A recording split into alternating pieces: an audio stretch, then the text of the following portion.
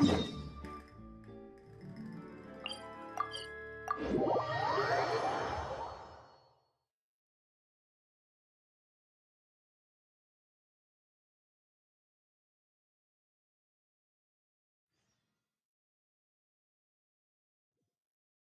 been to so many places lately. What do you say we take a day off from adventuring and just find somewhere nice to relax? Let Paimon think. Where are some nice places we could go? Oh, why don't we pay Cloud Retainer a visit at Mount Outsong? It's been a while since we last saw that illuminated bird. She's always the one popping up out of nowhere and scaring us half to death. So let's surprise her this time.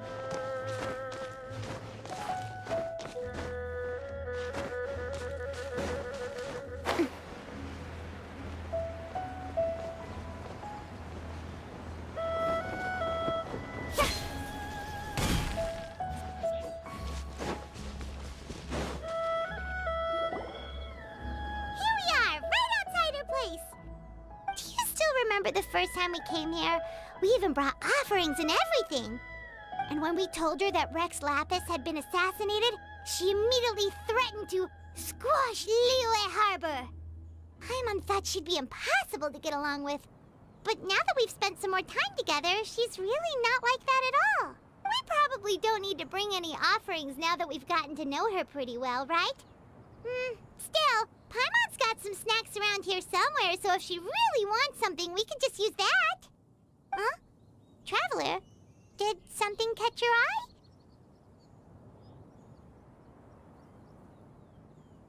Whoa, what a pretty lady.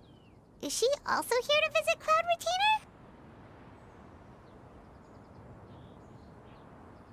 Yeah, you're right.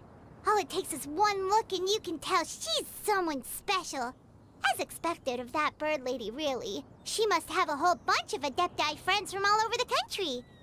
Okay, but if we're both friends of Cloud Retainer, then we're basically friends by association, right? Want to go up to her and say hello? Helping you make more connections is a part of Paimon's job as your reliable guide. Paimon's got this.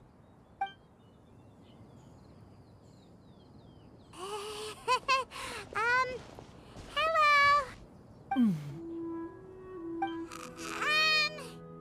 Paimon is Paimon, and this is the Traveler.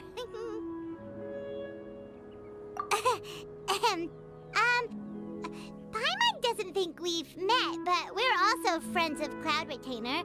May we have the pleasure of learning your name, Madam Adeptus? You two... What is this tomfoolery? Has the shift in form so clouded your eyes that you no longer recognize one anymore? Wait, you're... Huh? You're the illuminated bird? But you look... human! How did that happen? Oh, donning human form is scarcely any test of one's abilities. As for your confusion, one merely had no reason to indulge such inclinations before. So, you're indulging now because? Well, one has made plans to pay a visit to some disciples at Liyue Harbor. Taking on a human form for such a trip is simply a way to make matters less conspicuous. You? Worrying about keeping a low profile? You're the one who likes to pop up out of nowhere all over the place. In fact, Paimon can think of several examples. Like last year, when you suddenly appeared on the top of a roof without any warning. Or...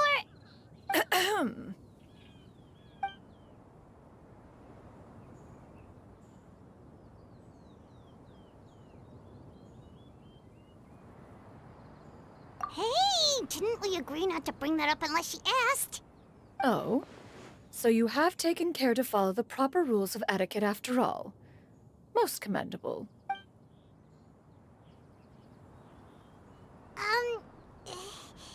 Well, this is all Paimon's got. You don't mind, right? One has never found oneself lacking in basic comforts. On the contrary, it is the gesture that one values above all else. So long as you've shown proper respect and consideration, the quantity or quality of the gift is but a trivial matter. That kinda makes Paimon Shenhe feel a little guilty for trying to keep them for herself. Anyway, where were we before you reminded Paimon about the gifts?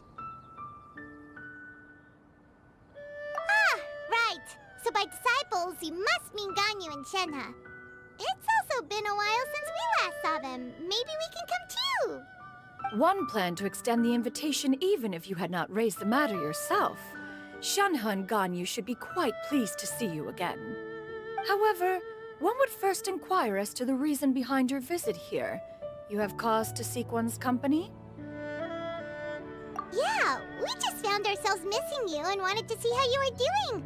We were hoping you'd tell us one of your stories. Who knew we'd run into your human form while we were at it? Is that so? If there are no urgent matters at hand, then let us make haste for Liyue Harbor. Ganyu is likely still working at Yuehai Pavilion, so that shall be our first stop.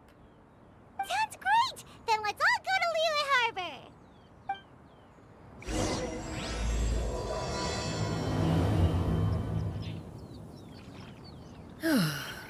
Ganyu has been quite busy with work as of late. One can count on one talon the number of times she returns to Mount Outsong each year. Shenhe has also secured employment recently. In her correspondence with me, she wrote that she shall have no need to return for the foreseeable future. Did they think one was so easily mollified? One shall investigate everything with one's own eyes and decide for oneself if their living conditions are satisfactory.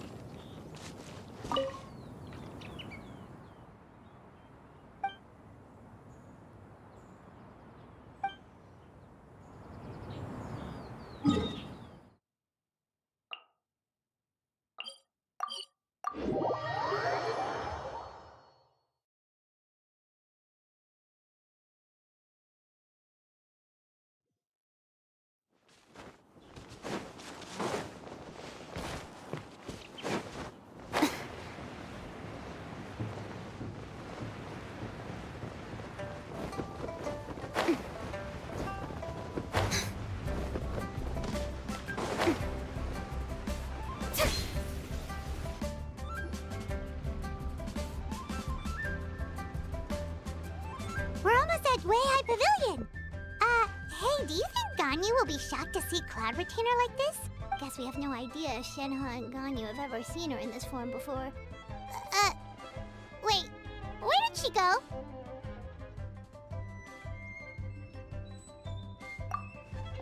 Why are you just standing there, Cloud Retainer? Quietly now. One shall stay here.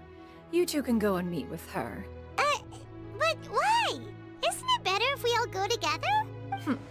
If one were to proudly proclaim one's presence, Ganyu would surely profess herself otherwise unoccupied and drop everything to attend to one's visit. One fears that would only result in her staying up all night to make up for lost time. One does not wish to trouble her. Conversing vicariously via you two shall suffice. Do remember to inquire as to her recent well-being. Again, do not mention one's presence here. Fair enough. Makes sense. All right, then. We'll just pass on your regards and... Cloud Retainer? Oh, busted. Is that lady someone you know, Miss Ganyu? She is indeed. I'm sorry, Huixin, but could we delay the upcoming meeting for a little bit? I believe my schedule today is quite full. Although, perhaps I could move some work to later in the evening. Oh, not to worry, Miss Ganyu. I'll make the necessary arrangements right away. Thank you, Huixin.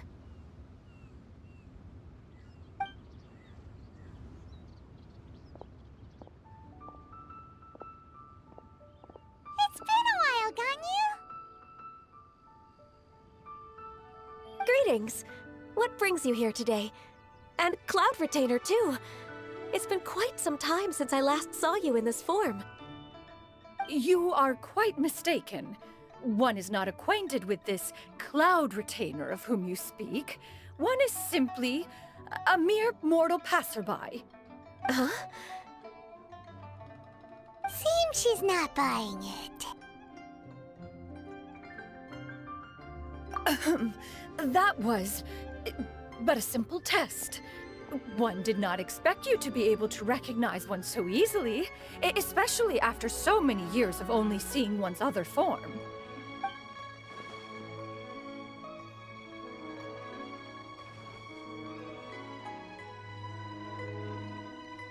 But recognizing you is, my responsibility as your disciple.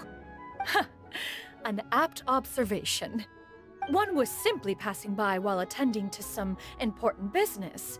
One thought it would only be fitting to pay you a visit while in the area. Wait, Paimon wasn't aware of any important, Cloud Retainer's right! We've still got something super important to do, so we can't stay here for too long today. Oh, is that so? But it's been so long since we last saw each other. One simply desired to see you and had no intention of interrupting your work. A quick conversation should suffice for today. A more involved reunion should wait until you find yourself less occupied. I understand. That should be fine. While one acknowledges the amount of work that you have to deal with every day, one must also remind you to rest. Though Adepti blood flows through your veins, excessive exhaustion will still cause grave harm to your body. It still makes one nostalgic to see you as you are now, respected and independent. When you were young, you oft begged one to cuddle you to sleep when you suffered from nightmares. Cloud Retainer! Stop! If you insist. We are running short on time regardless, so one will refrain from going into each and every story. Why don't you continue your conversation? One shall simply stand by and listen. Wow, you've been to so many new places since the last time we spoke. If you ever need anything, please just come find me at Uehai Pavilion. Also, forgive me for my presumptuousness, Cloud Retainer, but if you plan to continue appearing in this form, don't you think it'd be helpful to adopt a human name? A human name? Huh. You raise a valid point. Considering the sheer extent of one's renown, Cloud Retainer is surely too recognizable as a name. You really think so? Not that you're not famous or anything, but that famous? You presume to know the extent of one's illustrious achievements. One would hardly think such a thing to be possible. Nevertheless, Ganyu's advice cannot be ignored. From this point on, when in public occasions, be sure to refer to one as Shenyun. Tianyun? I assume that's a reference to the full record of Pristine Pavilion. An Adeptus of years past would rise with the clouds and rest with the moon. They were enlightened and wise, free and unfettered. The writer referenced Master's name to describe her carefree and spontaneous nature. Oh, that sounds super cool! Paimon feels like only the most powerful of Adepti could rise with the clouds and rest with the moon. Actually, those lines were originally written to describe Cloud Retainer herself. Huh? Wait, so you're really that powerful? And what of it? Did you truly take one to be nothing more than a bird of bigger than average size? Not exactly. To be fair, Cloud Retainer rarely speaks of her past accomplishments. The tales of her past can only be found in ancient texts. It is said that once, a long, long time ago, there was a severe drought in Liyue. Left with no choice, many people left their homes, while others spent day and night praying to the Adepti. Although I did not live through such tragedy, simply reading about it is enough to gain a visceral understanding of all the pain and desperation during that time. On top of the drought, a noxious gas also began to spread through the land. If not for Cloud Retainer's efforts, much of Liyue would be nothing more than a barren wasteland today. The books had this to say about what happened. Upon arrival, the Adeptus borrowed the wind to retain the clouds. Immediately, the clouds gathered together, and abundant rain burst forth from the heavens. Drought and plague were both driven away, and the people were saved. That's incredible! Mortal records add embellishments to dramatize past events. One did merely what one ought, and even if one had not interceded, the other Adepti would surely have stepped in to help. Even so, you stopped an entire drought! Can you really control the weather like the book said? Oh, Paimon suddenly has a lot more respect for you. So it was Paimon's bad for calling you Illuminated Bird before. You're not too mad, are you? How laughable. A name is but a simple label we carry with us on our journey through the world. Why would one be offended by such a trivial matter? That's a relief. In that case, Paimon will continue to call you whatever feels right in the moment. Well, that is quite enough ancient history for now. Ganyu, have you had word from Shenhe? One has heard that she procured a job recently. Have you any thoughts on her workplace? And what, pray tell, of her monthly remuneration? Moreover, does she find herself overly inundated with work? Is she allowed time off during Lantern Rite? That is a lot of questions. There is no cause for concern, Cloud Retainer. I introduced Shenhe to her employer personally. Wanmin Restaurant's business has been booming recently. So, with Chef Mao being swamped with customers, and Xiangling still off and out in search of new recipes, I introduced Shenhe to staff the restaurant. I see. Most excellent indeed. One has had the pleasure of being introduced to that family. Xiangling is kind and astute, while her father is loyal and reliable. One has no cause to believe that they will make Shenhe's work difficult. Now, it is almost time to partake in the victuals of noon. One shall visit Wanmin Restaurant in person and see how Shenhe is doing. Huh? But didn't you just say that you had something important to do? Can that wait until after we've eaten? You may return to your work, Ganyu. One shall see to this matter on one's own. There will be many an occasion to dine together in the future. One is certain the opportunity shall present itself most readily. Of course, Cloud Retainer. Please take care. Traveler, Paimon, I'll see you some other time. See you around, Ganyu! Paimon was pretty quick on the uptake there, don't you think? As soon as you mentioned important business to attend to, Paimon realized that you were just looking to cut the conversation short and not take too much of Ganyu's time. Is Paimon right? No, in fact, it was not an excuse. One is indeed visiting Liyue Harbor for an important purpose. Wait, for real? The moment is not yet upon us. Still, the truth will be revealed to you in time. She really seems to be playing up the whole mysterious Adeptus thing right now. Is it because we just heard that cool story about her powers?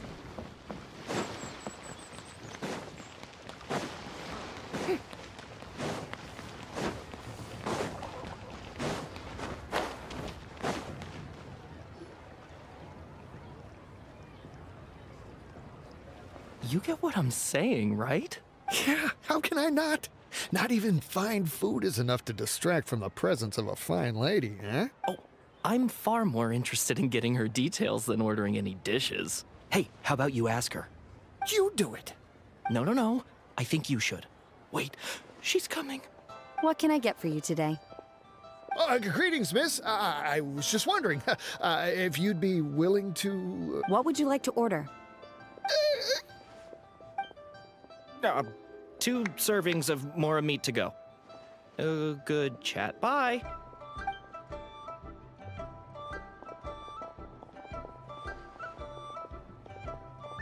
Shenhe! Welcome. It's been a while. May I take your order? Don't welcome us as guests and greet us as old friends in the same line. It's weird. Mm-hmm. Oh, and this is? This is Miss Xinyun. Master? Huh? One does not recall ever revealing this form to you before. How were you able to ascertain one's true identity with such ease? I've trained and lived with Master for more than 10 years. I would recognize you no matter what form you take. Is something the matter, Master? Hardly. Hardly. One simply learned of your employment from your letter and came to check on your well-being. And check out the great food, too! Indeed. It's almost lunchtime. My apologies. I'm still on the clock and can't talk for very long. Well, if it isn't the Traveler in Paimon, are you here for Shenhe? The lunch rush isn't in yet, Shenhe. So I've got things covered for now. Go ahead, sit down and enjoy some time with your friends. I'll let you know if things pick up. Thank you, Chef Mao. Woohoo!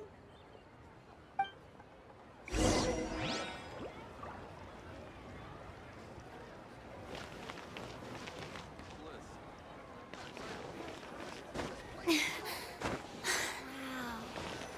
Leo's really got a lot going for it.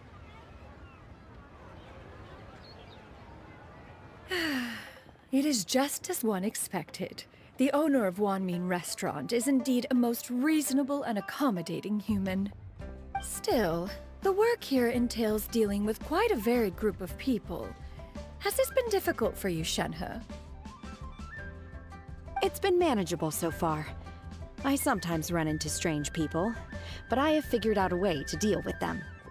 Seems like you've been making progress. So by dealing with them, you mean... First, I try to talk sense into them. If that doesn't work, I threaten them with violence. At this point, they usually decide they are in favor of a civil conversation. Oh, how should Paimon put this? Oh, a sensible plan. One is gladdened to see you integrate so well into human society. And you, Master? How have you been? Simply marvelous. Though Mount Outsong has scarcely enjoyed your presence recently, one has hardly found the pleasure of one's own company to be lacking. I see. Just as expected of Master.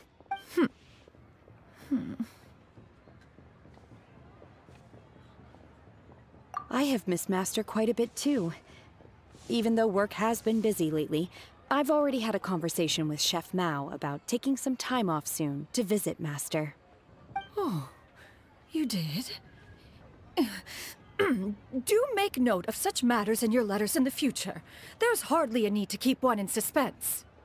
Whoa, her mood shot up just like that. By the way, Master, since you are in Liyue Harbor, have you had the chance to visit Ganyu? Indeed. She is similarly preoccupied with her work. There was time only to exchange a few simple pleasantries. Ganyu told us the story of Cloud Retainer's name. It was amazing. We never knew how powerful she was before. I see. In that case, allow me to also share a story about Master's past. Oh? Is that a problem, Master? I believe this to be a good topic of conversation. No, not a problem. One was simply caught off guard. But no matter, please, proceed. One is most curious to see how much of one's own conversational prowess you possess. Master once participated in a race against Mooncarver. After Mooncarver lost, he insisted that Master's ability to fly gave her a natural edge in such a contest. In response, Master agreed to forego flying in return for being able to use one of her devices in the race. Mooncarver accepted, only to find Master with a brand new device on the day of the contest. Huh, what kind of device was it? It was a mechanical vehicle made out of iron. What was it called again? Oh, an electro-powered bicycle? Oh, you refer to the bicyclical Thunder Flashmobile. One spent 49 days conceptualizing and crafting it. It need only be infused with adeptal energy, and it can cover thousands of miles in one day. Oh, it boggles the mind why Mooncarver ever supposed he might best me in a contest of locomotion. Though he sprinted with all his might, he could barely keep up. Alas, the one flaw of my mechanism lay in its weakness against mountainous terrain. One was thwarted mere seconds from victory, when it was thrown off course and failed to make it across the final stretch. Truly a most unfortunate turn of events. Anyway, do go on, Shenhe. Master, that was the end of that story. Is that so? Huh. With you gone, one has seldom felt the desire to call upon those old fossils for another contest. What is a race without spectators, after all? Have you been lonely, Master? Lonely? Huh. At one's age, entire human generations come and go in the blink of an eye. Even one's own self-directed musings can span several days and nights. 'Tis a most foreign sentiment. The mere mention of it is preposterous.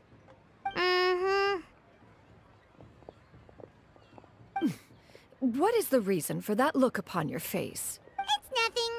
It's just... Well, Paimon gained a lot of respect for you after listening to that story of you summoning the rain and everything. But all it took was a few words out of your mouth, and it's like you're back to being that illuminated bird again. I was just a little bit confused. Which one of the two is the real Cloud Retainer? To me, they are both, Master.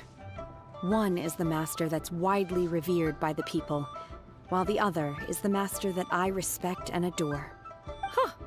One finds oneself exalted yet again with sweet words of praise and flattery of a most extravagant nature. You chose to exalt one with your words, yet you refuse to grace Mount Outsong with your presence for any extended period of time. One would almost question the sincerity of your estimations. This is not to say that your words paint an inaccurate picture. One has always lived by a single ideal. Eschew all action and abide by no rule. One does as one pleases and speaks as one pleases. Others may critique or praise as they see fit, yet one places little weight in such judgments. She got what, 2 sentences of flattery from her disciple, and it's as if her ego is about to burst. Do you have any empty tables?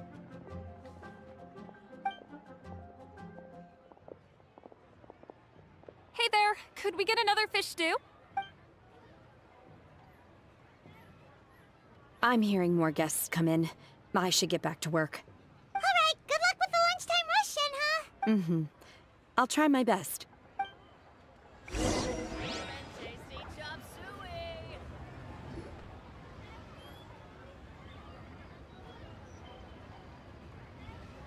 So much yummy food! Paimon's gonna feast! One is fond of all kinds of delicacies and delights in a multitude of flavors. The dishes here demonstrate no shortage of culinary skill. Their unique flavor profile has left one more than satisfied. In fact, one has been struck by quite the fit of inspiration. One has already begun to conceptualize the next generation of supreme cuisine machines. Everything's so tasty! A bit too hot at times, but still super tasty. I'm sorry, miss, but our tables are full. Shall we try somewhere else, Granny? But it smells so delightful. Can we really not eat here? My poor legs can't go on for much longer. Well, you could always check with some of the other guests and see if anyone's happy to share a table. Okay, I'll ask around.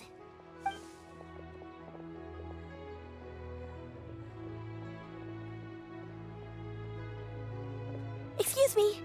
Would you mind letting us share a table with you? There are no empty tables left, so... Ah, well, Paimon doesn't mind. What about you guys? Great!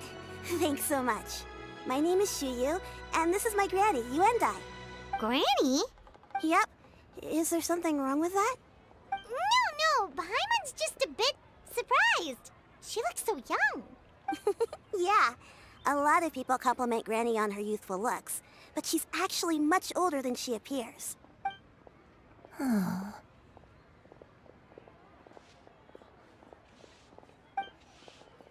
Granny?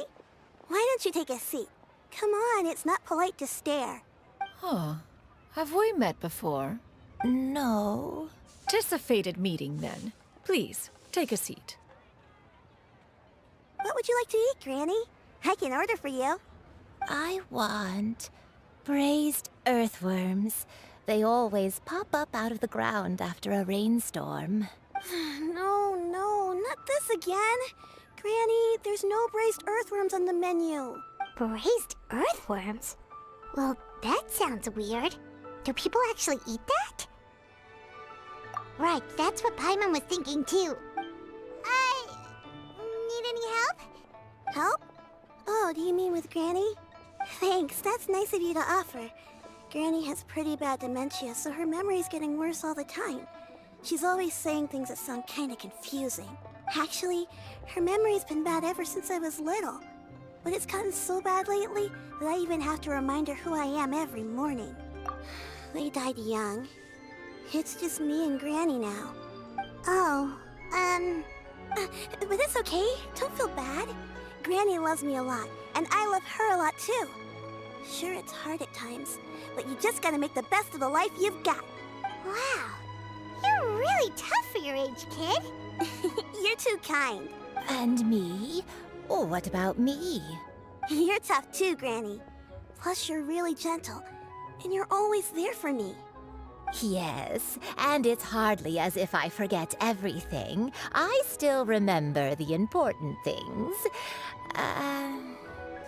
Wait, what was that really important thing again? Ah, I remember now. It was a dream. I had a dream where everything was dark. Someone was standing in front of me. She told me to come and find her, and that once I'd found her, I would be free. Huh? That sounds super important. But how come you've never told me about it before? It was just a dream, so I forgot about it. But I'm in a good mood now, and somehow I remembered it again. You know, I believe I've had this dream a great many times. But just how many times have I had it? Now that I do not remember. Wait, so you have a reoccurring dream where someone's talking to you? That sounds spooky. Oh, does that mean you're possessed? Unlikely. Her eyes are clear and her breathing remains calm and level. One sees no signs of possession. Are you sure? Who do you take me for? Is one not an adept? Am I not an expert? Huh, you're right. Paimon almost forgot you're the expert. In that case, do you still remember what the person in your dreams looked like, Granny? Not anymore. Although, I have a sense that she looked rather like me. But not as I am now. My younger self. A younger version of Granny? This is just getting weirder and weirder. What is going on here? As one said, fate must have brought us together. You may leave the situation to me. Are you sure? So, what are your names? Paimon's Paimon. Just Shenyun is fine. Thank you all so much for offering to help. But first, I'm sorry for asking, but, how do you want us to pay you back? Oh, we don't need any payment for this. Thank you so much. You're welcome. But Miss Shenyun, what exactly can we do to help out this granny? All we have to go off is that dream. Where do we start? That is elementary. Since her dreams portray her younger self, then we shall retrace the steps of her youth. Once we have revisited those places, her memories will likely return. Sounds like a plan. So, Granny, do you remember which places you went to when you were young? Why, of course I do. The heavens above, wispy clouds, and the emerald mountain streams. Okay, taking that as a no. I might have an idea. Once, when I was really little, my dad told me that Granny used to be a martial artist heroine who saved loads of people from a disaster. If it's true, then maybe they wrote about it in the history books or something. A martial arts heroine? Oh, Shinto knows tons about Liyue's chivalric traditions. If anyone knows about the heroes of the past, it's him. Let's go find him at the Feiyun Commerce Guild. Are you leaving already? But I'm still hungry. I'll go order some food, Granny. If there's nothing on the menu you especially want, I'll just get a few different things. It seems we must part ways for now. The Traveler and Paimon are bound for the Feiyun Commerce Guild, while Yuendai and Shuyu shall remain here and partake of their lunch. As for myself, I have matters to discuss with Streetward Rambler. Streetward Rambler? Oh, you mean Madame Ping! Precisely. Let us meet at Yujing Terrace once you are ready. Everyone, please eat to your heart's content. This food is unbelievable. Where are you going, Granny? Don't you like the food? Fresh milk. I need to buy you some fresh milk. Milk? Why? You need to drink milk before eating, or the spicy food will make you cry. Hush, little one. Don't cry.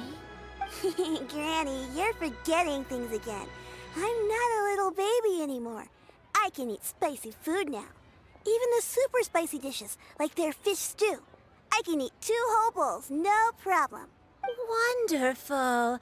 Oh, wonderful. My darling granddaughter is all grown up.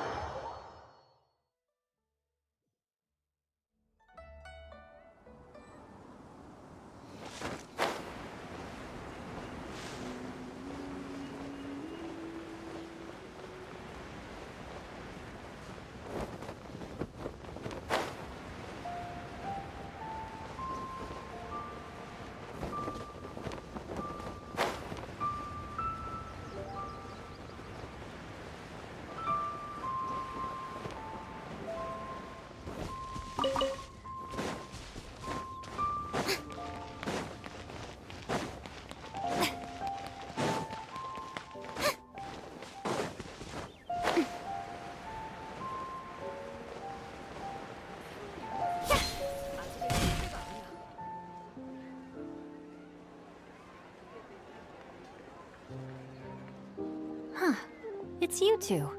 What brings you here? Shincho! Great, we found you! We wanted to ask you about something.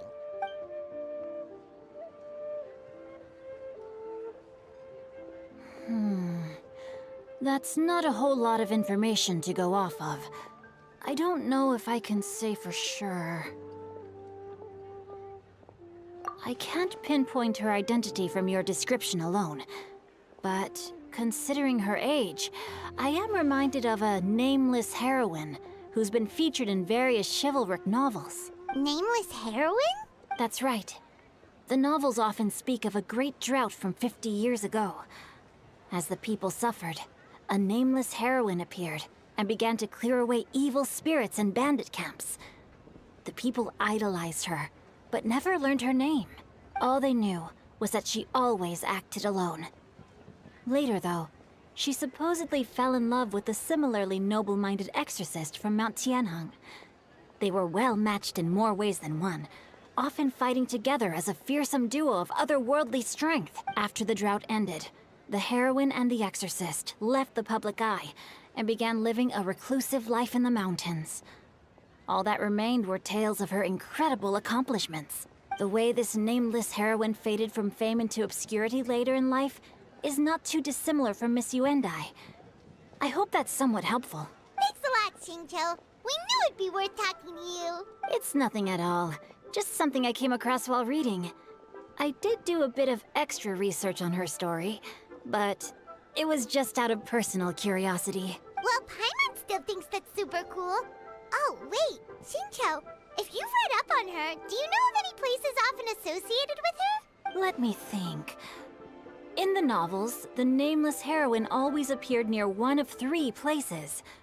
Wangshu Inn, the area just north of Jueyun Karst, and Qingyun Peak.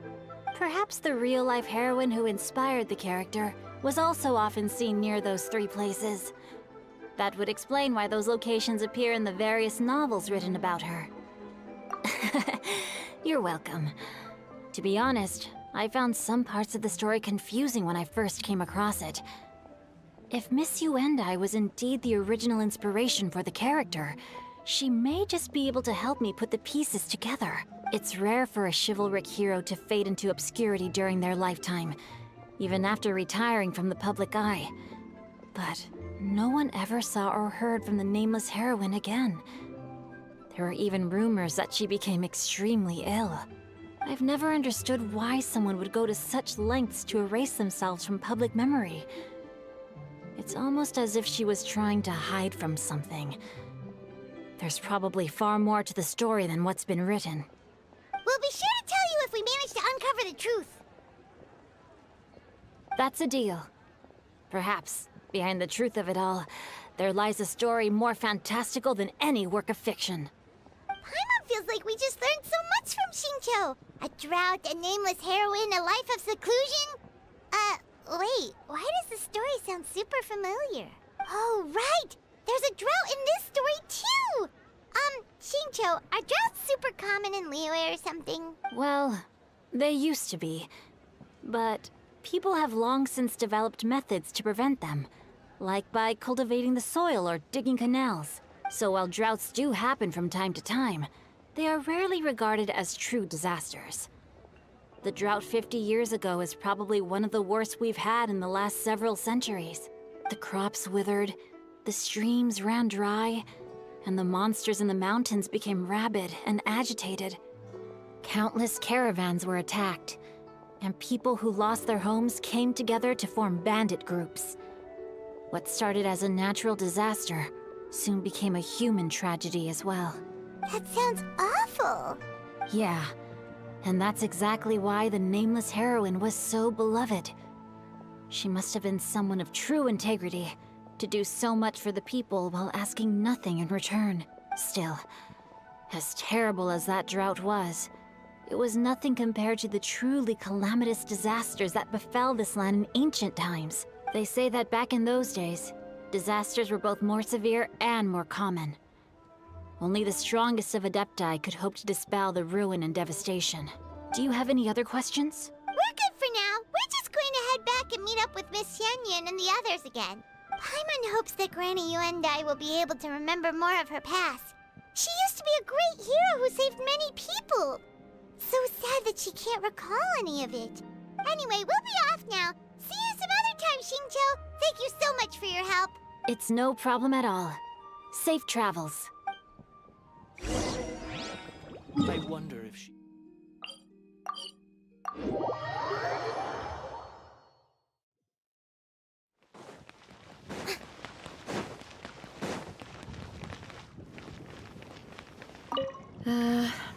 I should get paid in another few days. Shall we take the opportunity to go out and have some fun?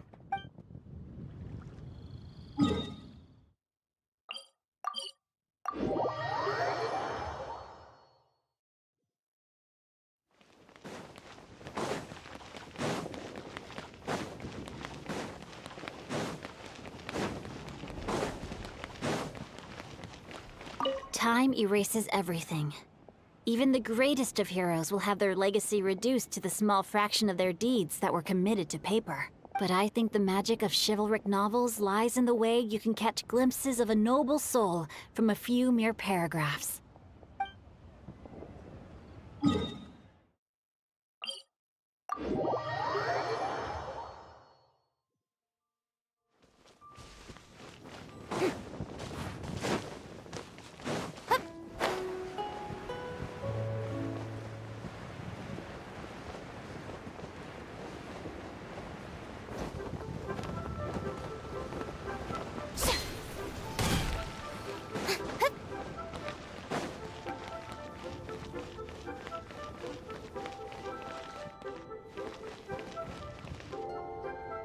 I have recorded the tune that you requested.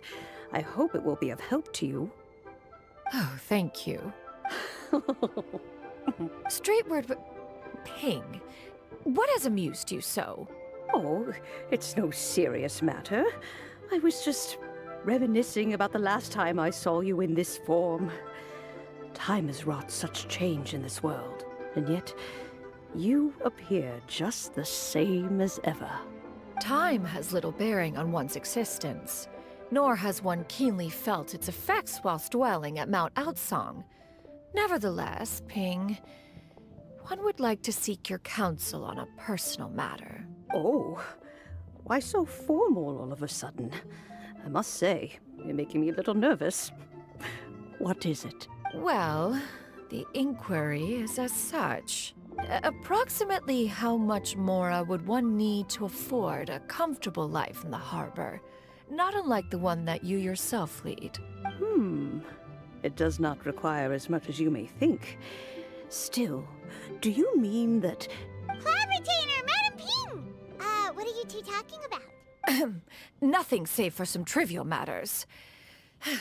Have you unearthed any useful details? Shinto has a theory, but let's save it for when Chuyu and Miss Yundai have joined up with us again.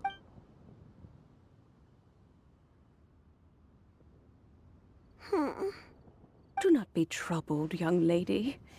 Here, have some tea.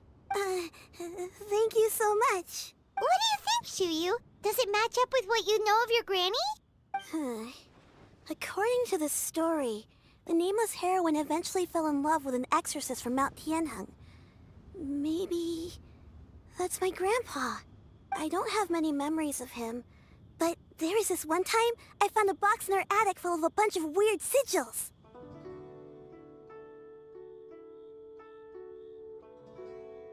I think so too. Granny might remember something once she's returned to a familiar place. What marvelous tea. I can taste the dew's sweetness in this cup. It's as if I was taking a stroll in the mountains, thoroughly one with nature and at peace. Is that so? Then please drink as much as you like. There's no need to hurry. At our age, it's always nice to slow down and take the time to appreciate pleasant conversation among friends. Thank you. Okay, since we have the time, can I ask you something? Sure thing. What would you like to know? I have a secret I want to tell you. Let's go talk over there. This is a peaceful neighborhood. You can taste the sweetness of the dew? It's just a feeling. The sensation of stepping out into the mountains on a cool morning, gazing upon the small droplets of water hanging from the leaves, and feeling the sweet stream of water soothe a parched throat with every swallow. It's a sense of calm and serenity, one that stretches on and on until days become weeks, weeks become years.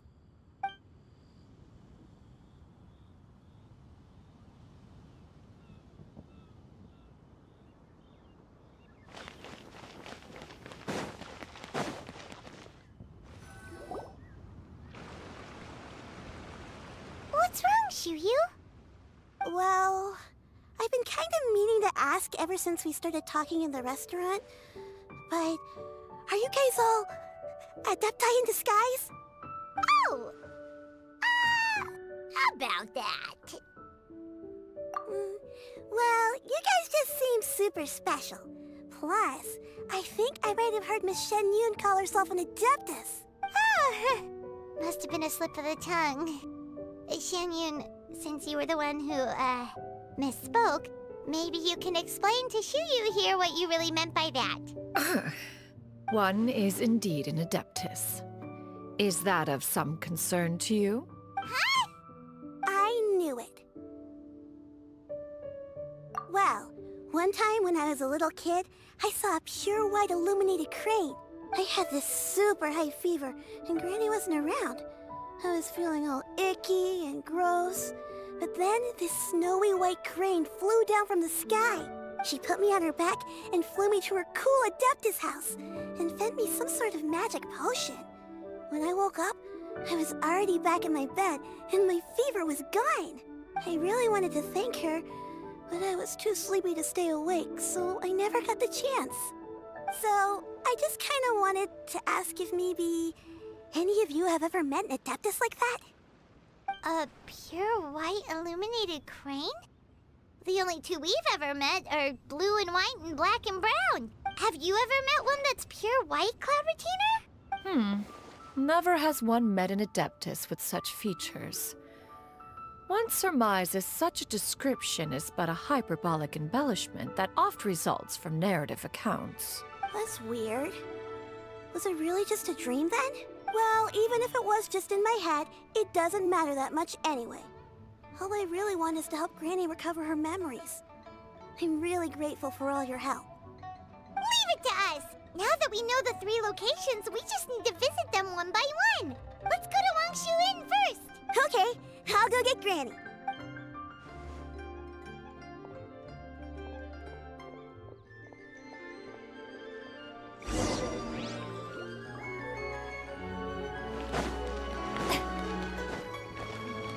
Leaving already? Well, just remember that you can come over for a cup of tea anytime.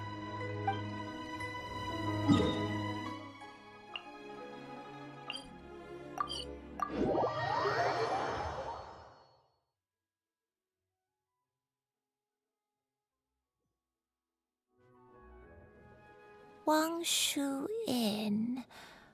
Wangshu Inn. Do you remember this place, Granny? Yes. The fish here is very delicious. And if you look out into the distance, you can always spot a bird that's been left behind by its flock. I believe I used to have a room here. It had a window. Yes, I spent a lot of time looking out that window. Which room was it again? Let me look. I'll come with.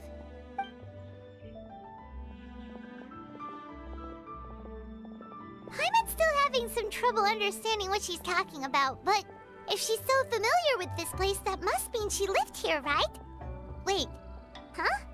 Whoa! Shell! What are you doing here all of a sudden? You scared the living daylights out of Paimon! I sensed a non-human presence and decided to come take a look. If you're here, then there's likely no trouble afoot. I suppose there's no cause for concern. It's been a while, Cloud Retainer. I see you have returned to your previous form. I have indeed. I fought alongside her in this form on many occasions during the Archon War. Oh, wow! What was she like during the war? Oh, wait, let Paimon take a guess. Was it anything like this?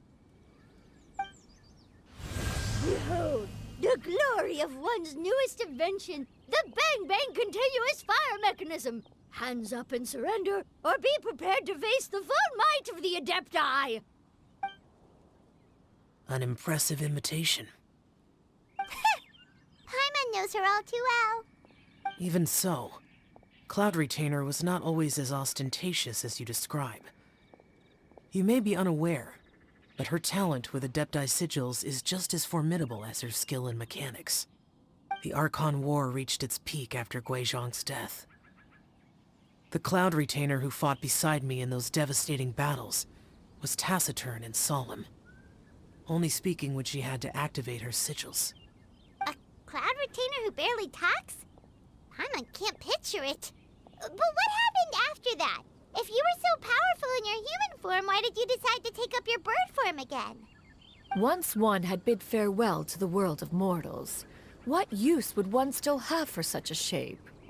When dwelling between mountain and forest, away from the struggles and troubles of the mortal world, a mortal form is hardly the most fitting of choices. After the war, Cloud Retainer retired to Mount Outsong, only revealing herself to the occasional visitor, and always in her avian form. Although I do believe there was an occasion some 30-odd years ago, when she decided to don her human form. I believe it was for the purpose of... One believes there is little need to relive bygone matters. Granny, are you okay? Back then, at this place, Perhaps this conversation should end here. I shall take my leave now. Should you encounter any trouble, you need only call my name. However, given that you are traveling with Cloud Retainer, I trust you are in good hands. Everyone! I think Granny is finally beginning to remember her past. Slowly now, calm your mind and recount what has been recalled. A long time ago, I stayed here to recuperate from my illness. Huh. So what Shinjo said was true! You did fall ill! Was that why you went into hiding? I don't remember. I'm very sorry, but I can't even remember the name of my illness. The only thing I can remember is that it took a great toll on me, and there was no cure for it. I was confined to my room in Wangshu Inn, where I spent many days unconscious. I'd come to every once in a while and stare at the migrating birds outside the window. It was a solemn sight. I remember crying, but I'm not even sure I knew why. One day, I met a traveling merchant.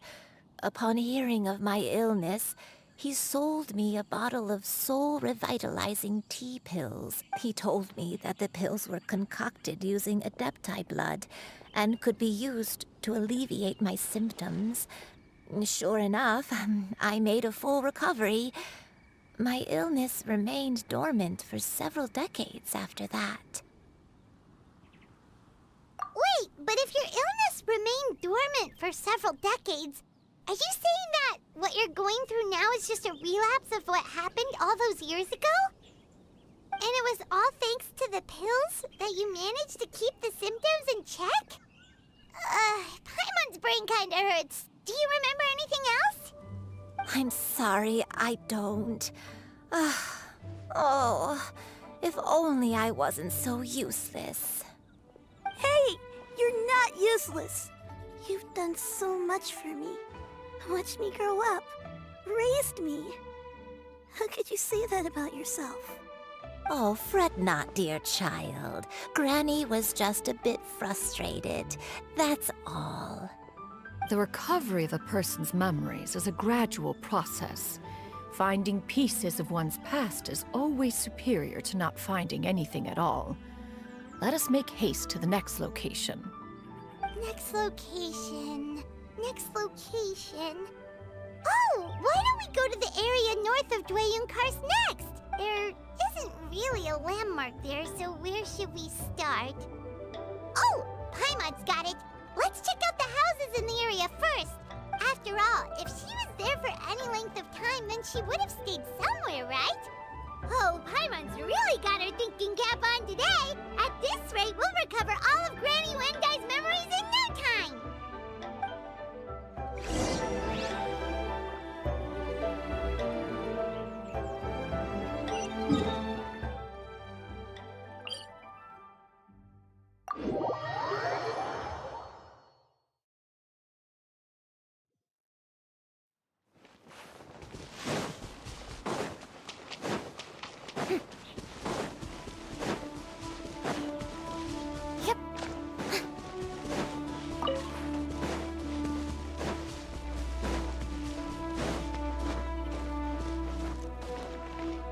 Whoa, why are there so many treasure hoarders here? Guess it's time to round up the bad guys. Yeah.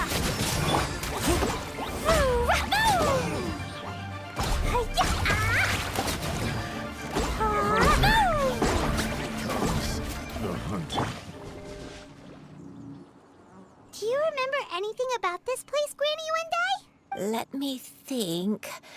I feel like I've been here before, but I don't think I stayed here too long.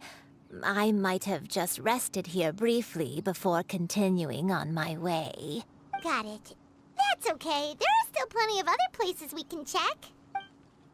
Wait a second. If I remember correctly, I believe I brought... Ah, yes. I brought some sweet snacks with me. Go on, take some. You need to eat a lot if you want to grow big and strong. Oh, thank you. then Paimon will help us out.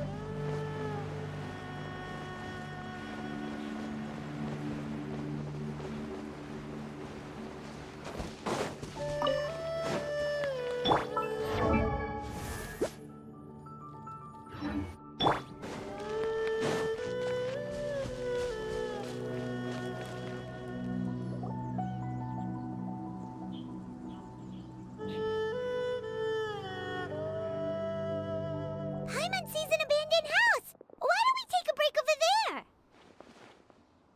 This place. It's...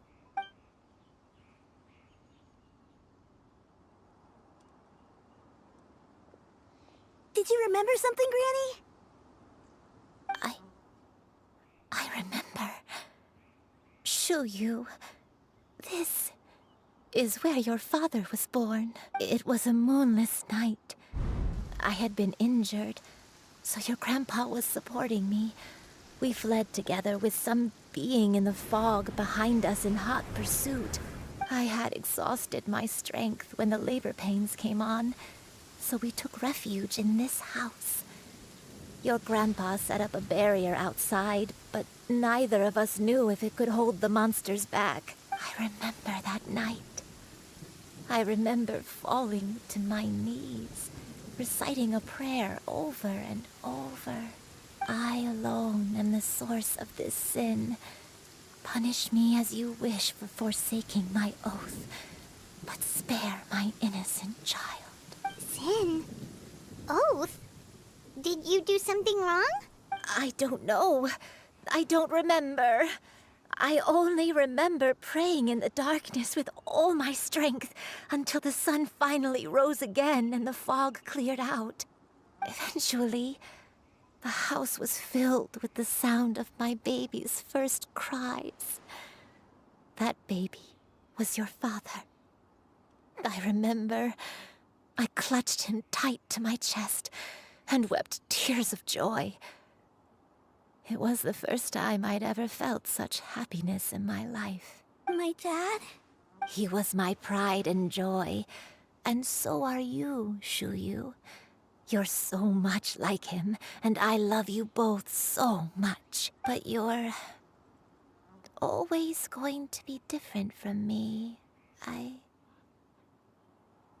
Why? Just what did I do? I don't care what you might have done, Granny. You'll always be the person I love more than anything. You're too sweet, Shuyu. I'm lucky to have you with me. If not for you, I would not have had the courage to come here, to try to remember what I had forgotten. All right. Let's not stand around any longer. There's one place left, yes? Let's go take a look. If one recalls correctly, the next place should be Qingyun Peak. Yuandai, how fares your health? I may be a bit slow, but I'll do my best to keep up. I'm sorry to keep everyone waiting.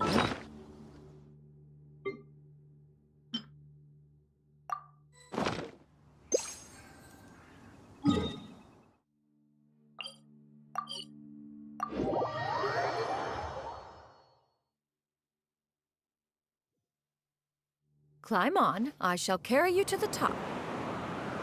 Oh, such lightness of weight. All those who grow old grow frail in the end, do they not? First, you lose your memory, then your health. Eventually, you end up losing everything. My only wish is to depart this world with a lucid mind, to free myself of this torment and the burden it places upon others. Fret not. You have my aid in this endeavor. Woo! Da da da!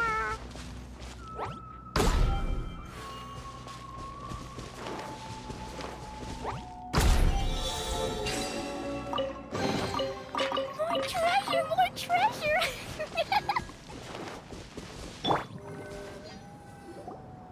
Whew.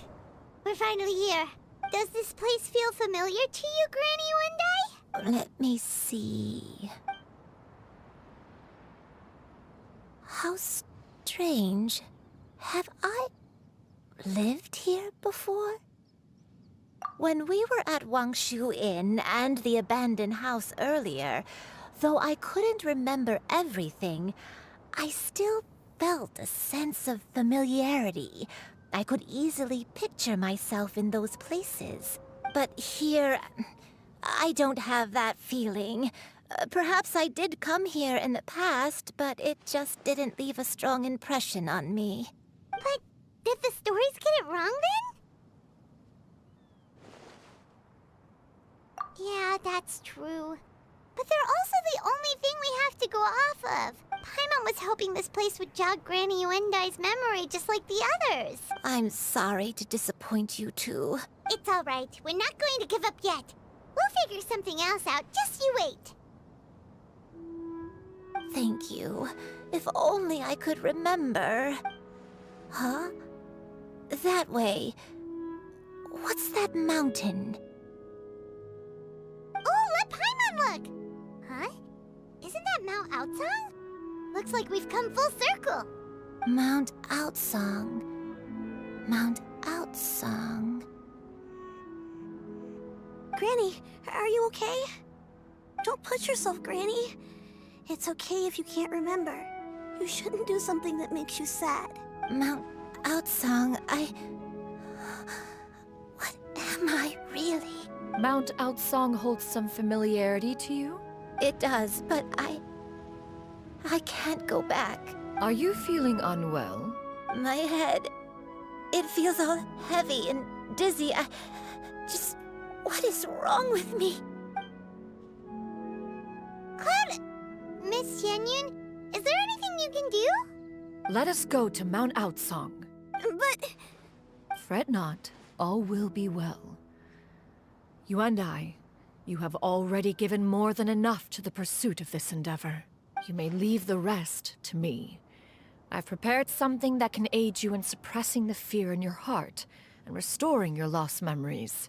It currently resides at Mount Outsong. Wait, really? When did you do that? I never leave anything to chance.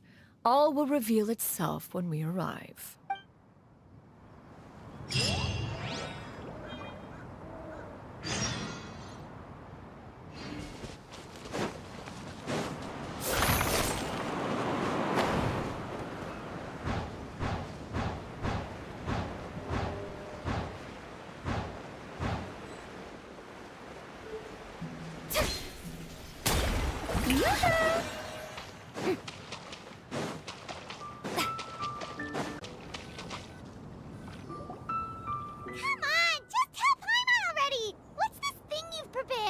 Here, this is it. Huh? But isn't this the mechanism that you were tinkering with when we first got here? Oh, is it another invention of yours? Precisely. A recent one at that. I am most pleased with the result. I call it the Suspensus Somnium mechanism. It periodically releases a soft breeze, which when paired with a gentle adeptal tune, can help the listener subconsciously relax and even enter a semi-hypnotic state. Soothing agitation and anxiety, relieving exhaustion and insomnia, its potential uses are numerous indeed. And of course, it can also aid in the recovery of lost memories. Whoa, what a cool gadget! But if you had it all along, why did you keep it to yourself until just now? We could have come to preposterous. Had Yuendai not recalled much of her past through her own efforts, the device would have nothing to draw upon. We Adepti can only help those who first resolve to help themselves. Had she lacked such determination and strength of character, one would have little to offer in way of assistance. Paimon thinks she gets it now. Hey, what's that other thing? As previously mentioned, a gentle adeptal tune is required to take full advantage of the mechanism. One secured such a tune from Streetward Rambler. Only with her melodies can the mechanism reach its peak power. Whoa, Paimon can feel what you mean. Paimon's body feels light as a feather. It's as if she's lying down on a warm patch of grass after a super satisfying meal.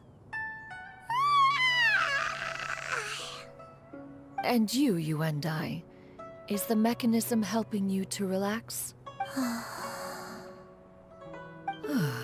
It appears she has already succumbed to the depths of reverie. Come, join one on this side. We shall give her some time to herself.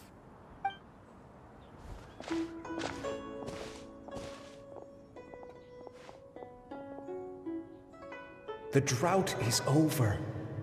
But why do you look like you want to cry? The potion.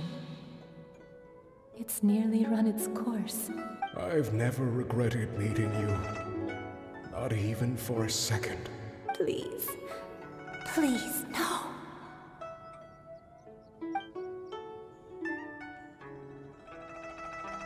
Have you forgotten?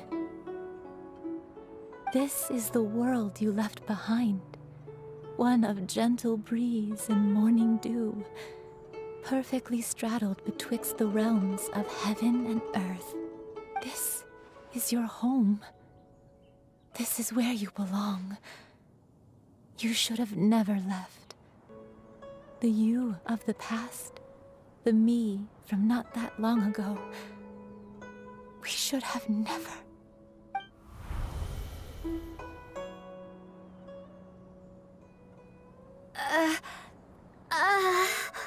So that is the truth. No wonder this place is so familiar. Granny! Granny, are you okay? Cloud Retainer. Your memories have returned? Wait, did you just call her by her full name? Does that mean you already knew each other? Yes. I now remember everything. Everything. Granny, please don't cry. I'm here. I'm here. Oh, don't worry, my dear child. Granny is fine. I'm so sorry, everyone. You've gone to so much trouble on my behalf. It's all come back to me now.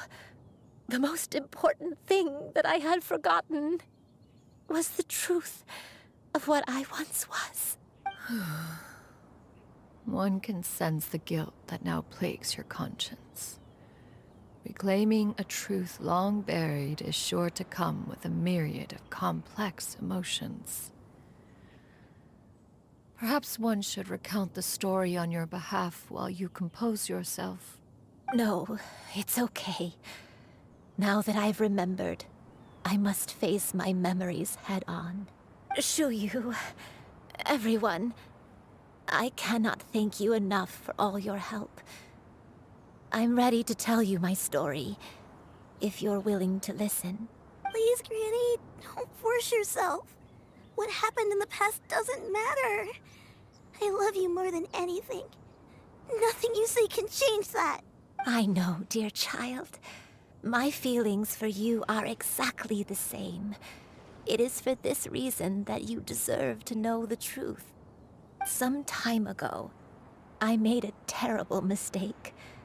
One for which I could never atone. Is this the sin that you mentioned in Dwayun Karst? What happened? I am, in truth, not a human being. My real form, one that I held for centuries, was that of a wild crane.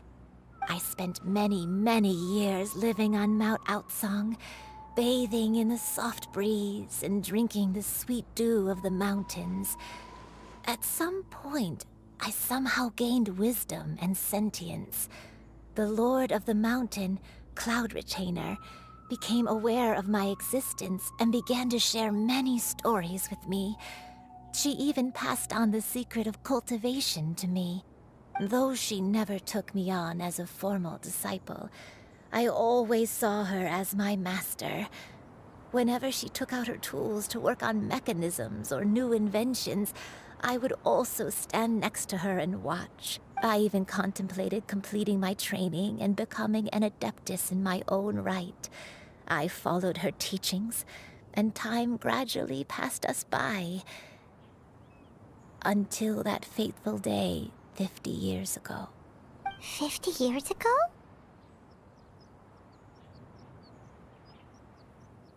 That's right. Master regaled me with many stories of her past deeds.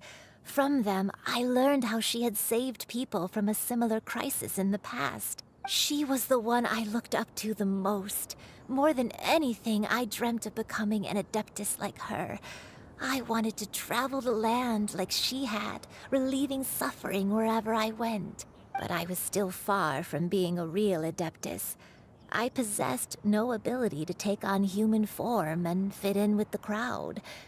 Once she learned of my desires, Master prepared a special dose of human mimicry potion for me. She warned me that the potion's effects would only last 10 years, and if I were to fail to return to my original form at the end of that time, I would forever forget my past as a crane and become something neither human, beast, nor adeptus. Oh no. So that was the source of your dementia all along. Was it because of Grandpa? Indeed, I fell in love. Though he was human, he had spent his entire life training on Mount Tianheng. When we met, it was not only my first foray into the world below, but his as well. Although clumsy and impulsive as he was, you'd think he was the real strange bird among the two of us. But still, just like me, he cared deeply about the world and wanted, more than anything, to cleanse it of all pain and suffering. I could not help but fall for him. But my time continued to tick away. Those 10 years passed by in a flash. Yet I did not want to leave his side, so I... Oh no, what happened next? I committed an offense. I wanted to stay with him, even if it meant living a life full of pain and suffering, even if it meant that I would eventually turn into a monstrosity. I knew I had betrayed Master's hopes, but I was too ashamed to face her. So I wrote her a long letter instead and asked someone to leave it outside her abode. I was convinced that she would not support my decision, and I lacked the courage to speak to her face to face. In my shame, I fled and tried to hide from the world, such that no one would be able to find me again. But that was only the beginning of my troubles. I began to suffer from a strange illness. My memories became hazy and confused, and I could no longer keep myself awake. I understood that my pain was caused by my refusal to return to the life I was fated to lead. Along with my memories as a crane, I soon forgot the true cause of my suffering as well. I knew only that I had committed a sin. All I could do was pray for forgiveness, even if I had long forgotten what needed to be forgiven. Looking back, I was beyond lucky to have come across that traveling merchant at Wangshu Inn. It was such a fortunate coincidence that we were there at the same time. If it weren't for those soul-revitalizing tea pills, I probably would have... Granny! What's wrong? Coincidence? Why did I ever think it was a coincidence? Tea pills concocted using the blood of an adeptus? No, it couldn't be. Master, don't tell me. Back then, That merchant was actually...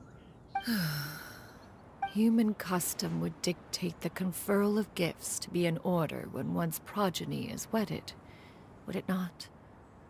Consider the pills a symbol of one's best wishes. So when I tried to conceal my name and mistakes from the world and hide myself away in perpetuity, the only person I managed to deceive was myself. You knew where I was all along. One still remembers when you were but a fledgling. You possessed a certain fondness for a particular game. You would hide yourself among a group of wild cranes and ask one to pick you out from among the flock. One found you with such ease every time. 'Tis a truth most evident. One always recognizes one's own, no matter what form they may take. Wait! Paimon's confused! So, Cloud Retainer, you found Yuendai again? But how? When? And what happened after that? Perhaps it is now time for one to recount the rest of the tale.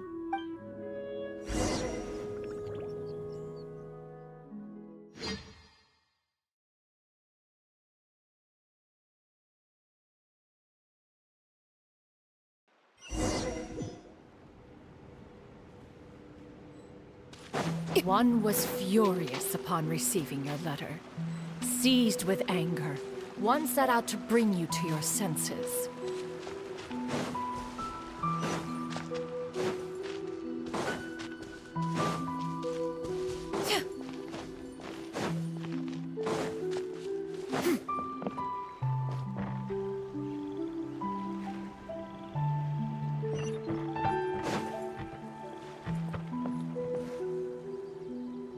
In truth, one had more than a few misgivings about your chosen partner. As an exorcist, his talent was lacking. One could hardly say his skill with sigils was any better. But soon, one came to appreciate the devotion he bestowed upon you during your illness. He never uttered a complaint and rarely left your side. Unwilling to begrudge someone of such character, one decided to overlook his aforementioned deficiencies. Glaring though they may have been, wishing to grant you a life without regrets, one gathered many divine ingredients and used one's own blood to create a form of medicine. Though imperfect, it managed to suppress the more dire effects of your illness. As for how to deliver the medicine, after much contemplation, one eventually decided to perform the deed oneself. One took great care to alter one's features and select the appropriate attire. Only after meticulous scrutiny did one finally set out for Wangshu Inn. As one expected, you were most ignorant of one's true identity. You showed not even the slightest inkling of recognition. One was quite torn. Should one have celebrated the success of one's disguise, or mourn the loss of your acquaintance?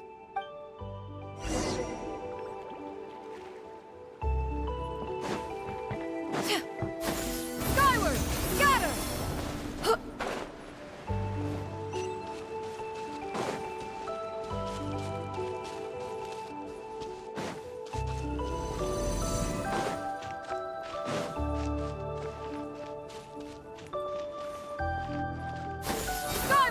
Nevertheless, one would speak to you about another matter, if you are amenable. Even considering your loss of memory, one was simply flabbergasted that you could so easily forget the consequences of consuming medicine infused with Adeptal blood. Its proclivity to attract monsters is hardly that complicated of a concept to remember. To think that you tried to travel while weak from sickness and heavy with child. Had one not intervened to clear the fog, all of you would have been lost during the night.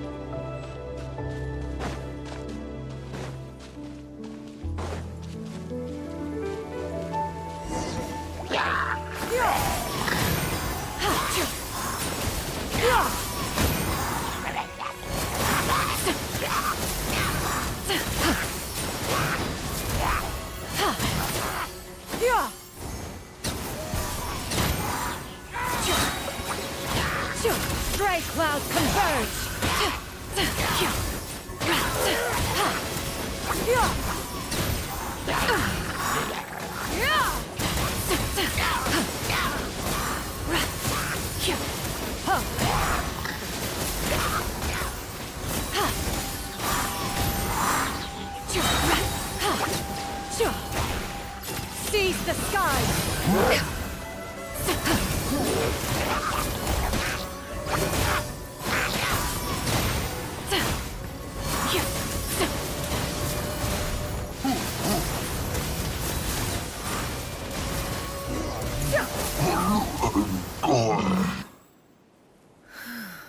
Those monsters would hardly have pursued you with such ferocity without sufficient incentive.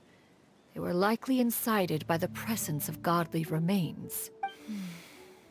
Said godly remains, in turn, were likely drawn to the trace of one scent on your body.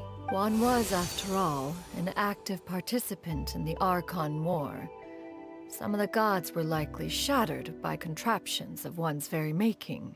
In the end, one was relieved to see you endure through the night. At the break of dawn, one heard an infant's cry pierce through the air, and one saw you carefully cradle the child to your chest. Although certain mortal matters remain foreign to me, one could not help but be moved by your joy. To see you happy, that was more than enough.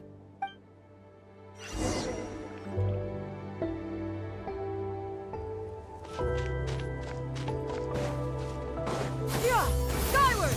Scatter! Now you should have a complete understanding of the events. Wait, but if that's true, then the crane who took care of me when I was sick must also be... Ah, one had almost neglected to recount the absurdities of that tale.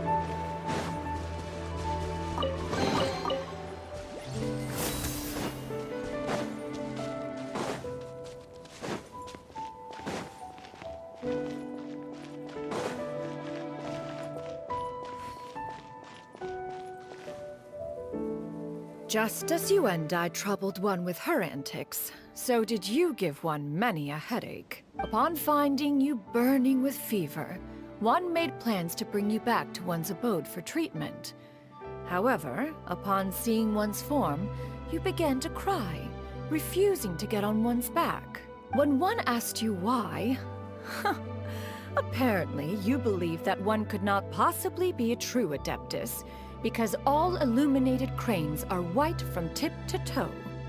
One had no choice but to apply powder to one's body to conceal the variegated nature of one's appearance. You became more than amenable enough when one stood before you devoid of any other coloring. It bears mentioning, however, that as a crane, Yuendai was nearly entirely pure white in color. Though you had never encountered her in that form, you still recognize the essence of her being. Perhaps fate brought you two together in more ways than one.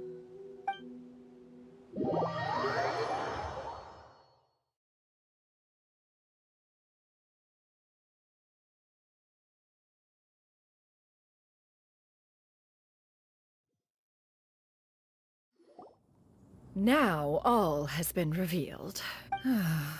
One owes you an apology, you and I. One recognized you upon your very entrance into Wanmin Restaurant. One has always viewed you as a disciple of equal standing with Ganyu and Shenhe. Indeed, one wished to bring your story to a satisfactory end with this visit to Liyue Harbor. Still, one could not reveal your identity right away. Had one simply informed you of all you had lost, all those cherished memories would merely have become the fictionalized account of another. Memories are most meaningful when recalled by those who lived through them. Would you not agree? Even if the process was painful and arduous to experience. Have you any further inquiries?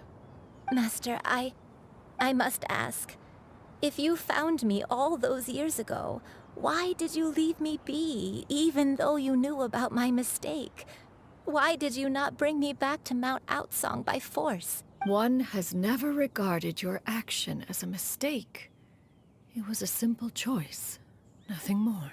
When it is time for one's progeny to leave the nest, it is the responsibility of an elder to let them fly free. Yet, when your wings grow weary and the night grows dark, just know that you always have a place to which to return. 'Tis a refuge referred to by many a name in mortal writing. Home, nest, haven. Whatever its denomination may be, its essence remains quite unchanged. One speaks, of course, of a place not unlike one's own abode.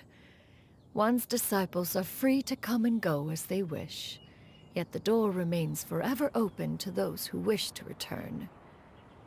One rather hopes you count yourself among them. Thank you. Thank you so much. You and I. One expects you too have sensed the rapid deterioration of your condition as of late. Have you not? 40 years ago, you chose a path without a future. Though one used one's own blood to provide you with a few decades of extra time, it merely delayed the inevitable. One may have extended the path, yet one was unable to alter its final destination. Even the power of an Adeptus has its limits. Had your condition continued to deteriorate, you would have forgotten your life as a human entirely. In the end, you would have turned into a creature lacking in the ability to even comprehend its own monstrousness. Fortunately, you were able to avoid that scenario by reclaiming your memories. Though one sped the process along by providing some guidance, the result is entirely a reflection of your own effort. So, what's gonna happen to Granny? One will help her reclaim her original form as a wild crane. If it be fated, she may recover her sentience one day. She's gotta go back to being a regular crane, huh? Master, you've already done more than enough for me. I don't know how I could possibly repay your kindness. This is a better result than I could have ever hoped for. How much time do I have left? Not long. The transformation is imminent. Granny? Please don't leave, okay? You're all I have left. Please. Don't be sad, dear child. Granny, don't forget to eat well, okay? A growing young lady like yourself needs lots of good food to grow big and strong. Promise Granny you'll take good care of yourself when I'm gone. I promise, Granny. I'll do whatever you say. Good girl. Good girl. Don't worry. It's not goodbye forever. Granny's gonna become the most formidable crane in all of Mount Outsung. Granny will train day and night. I won't stop until I can turn into a human without having to rely on anything but my own power. When that day comes, we'll be able to live together again. You and I. How's that sound? Good. That's a good girl. Even though we won't see each other for a little while, as long as we both work hard, we're sure to meet again someday. I'll eat well, Granny. I promise. And I'll wait for you, no matter how long it takes. I'll wait for you to come back. That's a good girl. Then Granny really has no more regrets. I'm so sorry, Master. Thank you for everything.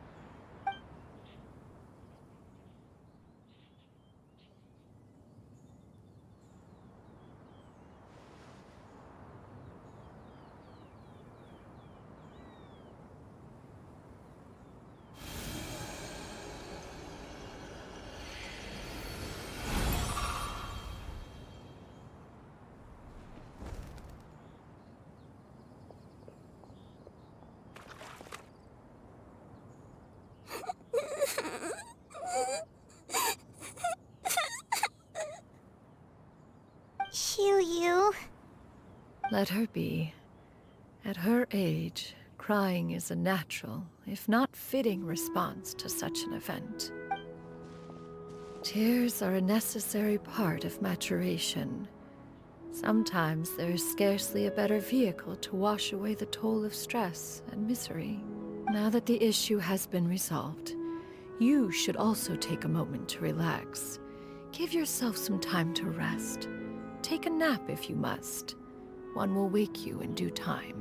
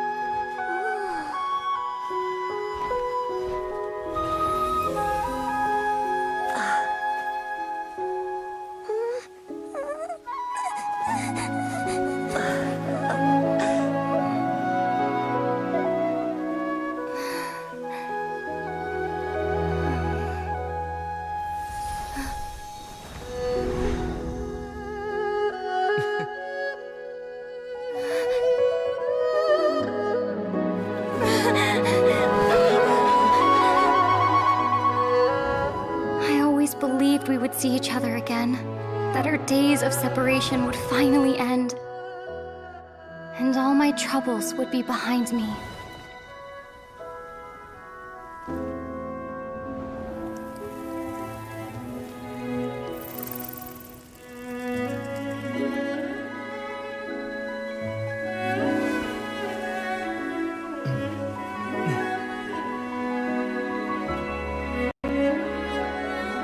If only things could stay this way forever.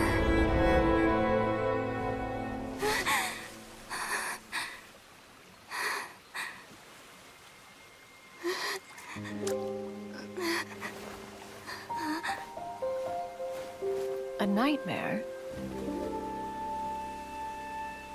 Curious. If you're relaxed, shouldn't your dreams be pleasant? It was a good dream. It's just... You weren't ready to wake up.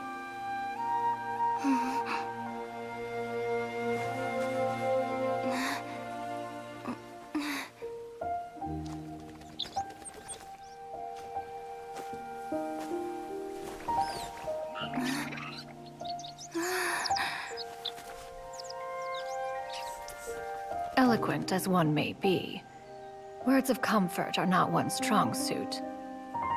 You are doing all you can. One can see your strength of will, your fearlessness in the face of danger. And so, whatever your dream may be, one believes that you shall achieve it. Of course, whenever the perils you face overwhelm you, or you become weary, one is always here for you. After all, as an elder, it is only right to look out for the young ones.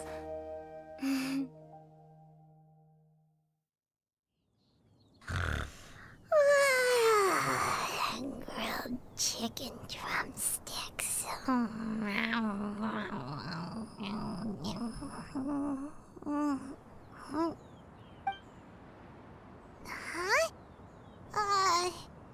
Was Paimon sleeping just now?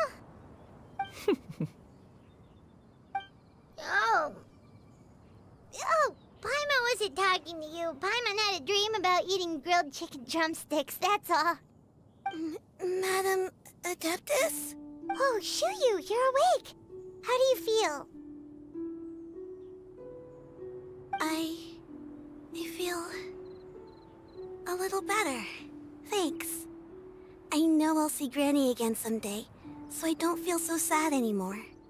Madam Adeptus, I, ask you something? Would you take me in as a disciple? Oh, and have you reasons for this sudden interest? I know Granny thought what she did back then was wrong. She felt really bad about it. But without that mistake, I would... Even though Granny lost her memories, she never forgot to show me how much she loved me. So, I thought maybe one day I could become a cool Adeptus like you and help a whole bunch of people, just like Granny wanted to do. Upon some reflection, one supposes you are no mere mortal.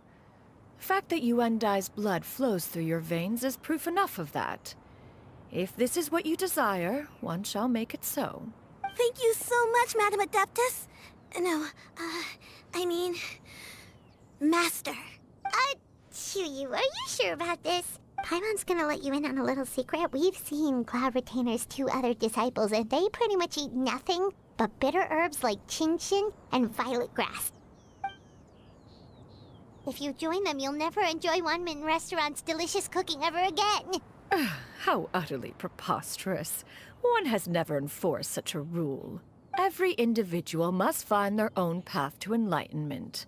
So long as one retains a pureness of spirit, one's dietary proclivities are quite irrelevant. Well, you say that, but Paimon's not seeing any tasty treats up here now, is she? Although Mount Outsong is rich in natural beauty, its location does preclude access to certain finer mortal comforts. That is precisely why one plans to relocate to Liyue Harbor. Shu Yu shall have the honor of becoming one's first disciple in the human world. Whoa! You're leaving Mount Outsong? One has never concerned oneself with the location of one's residence. From the very beginning, one has sought only solace and peace. Yet in the end, all of one's disciples ended up in Liyue Harbor. Ganyu, Shenhe, Yuendai. They all chose a life among the mortal world. One has reflected on this fact for many years now. One can only assume that it is due to some failing on one's part as an elder or master. A failing, perhaps, of recognizing what it was they truly wanted. One is most curious as to what aspect of Liyue Harbor could have enticed them to remain there. One could hardly offer an opinion on the matter, but perhaps some time in the harbor will prove instructive. Why are you all so silent? Paimon is, just a bit shocked, that's all. So, does this mean we can grab a meal together in Liyue Harbor sometime? One has precious little time to squander. However, if one finds oneself otherwise unoccupied, one would not be opposed to the idea. One will be assuming the identity of a human while residing in Liyue Harbor. You should take care to avoid disclosing one's true identity. Don't worry, we'll help you keep it a secret. So, when can we expect to start seeing you in the city? Perhaps in 2 days' time. One has some matters to see to before one's departure. Preparation is the key to success, after all. One plans to put up various items from one's collection for sale. The earnings should provide for a comfortable living in Liyue Harbor. One has already picked out a handsome property near Chuhu Rock. 'Tis no small purchase, but what is mortal life if not one expense after another? Seems like you've really thought of everything. Then how about we meet up in Liyue Harbor in 2 days? A sensible plan. See you then. Oh, also, why don't you take this Suspensus Somnium mechanism as a souvenir? Anytime you should feel ill at ease in the future, you may try quieting your mind and sitting in meditation as you listen to its melodies. It might help you find a new perspective. Awesome! Thanks, Cloud Retainer! Hey, didn't we promise Shincho that we'd tell him what we found out? Should we make a trip to the Feiyun Commerce Guild? It's totally up to you. So, about your move to Liyue Harbor, you gonna tell the other Adepti about it? I have left an explanatory note in my abode. Those 2 old fossils will discover it, I am sure, should they come seeking my company. Considering their recent penchant for going off on private escapades, however, I find myself caring little for how they shall receive this news.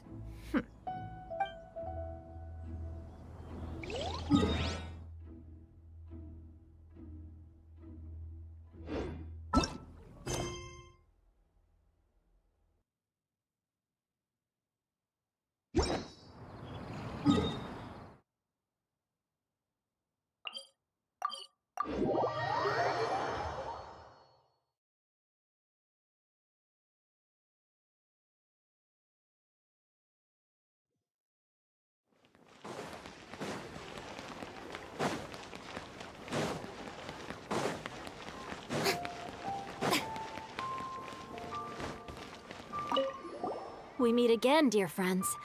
How did everything go? Great! And it's all thanks to you! Ah, I see. So the stories didn't get it right after all. Even though she was a celebrated heroine, she had to bear a heavy burden that most could not hope to understand. Thank goodness for the help of that Adeptus. At least she was able to recover what she had lost. Although I cannot claim to know exactly how their story will unfold from here, I trust the ending will be a happy one. Those united in a common purpose always find a way back to each other in the end. Thank you for helping me fill in the gaps. And don't worry, I'll keep this all to myself. It's not my story to tell, after all.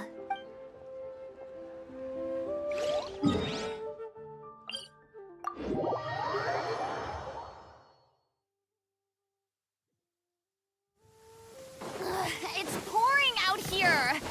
Oh, wait, The water levels aren't rising, are they?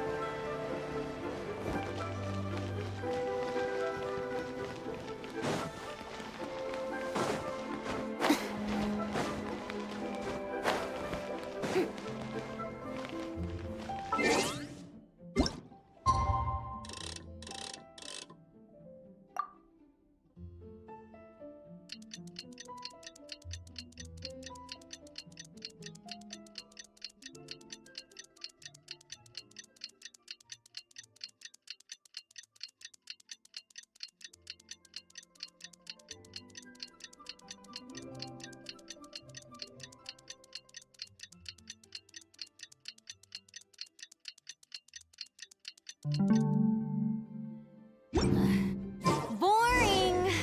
Isn't there anything else more interesting to do? Try something new at the ramen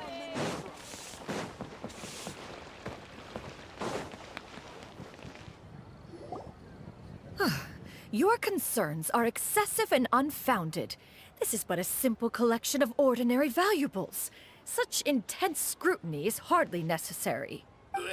To be quite honest, your insistence on that fact is my primary cause for concern. In what way are any of these ordinary? Every single item here could be worth more than everything I own combined. I simply can't risk shelling out that kind of mora without proper scrutiny. If I'm wrong, I would never be able to earn it back, not even if I worked every single day for the rest of my life. I have to be careful. Yes, you can never be too careful. We're here, Clow! Miss Shenyan, what are you guys arguing about? Ah, perfect timing. This ignoramus is questioning the authenticity of my wares. I'll have you know, these items have remained untouched in my personal collection for several hundred years.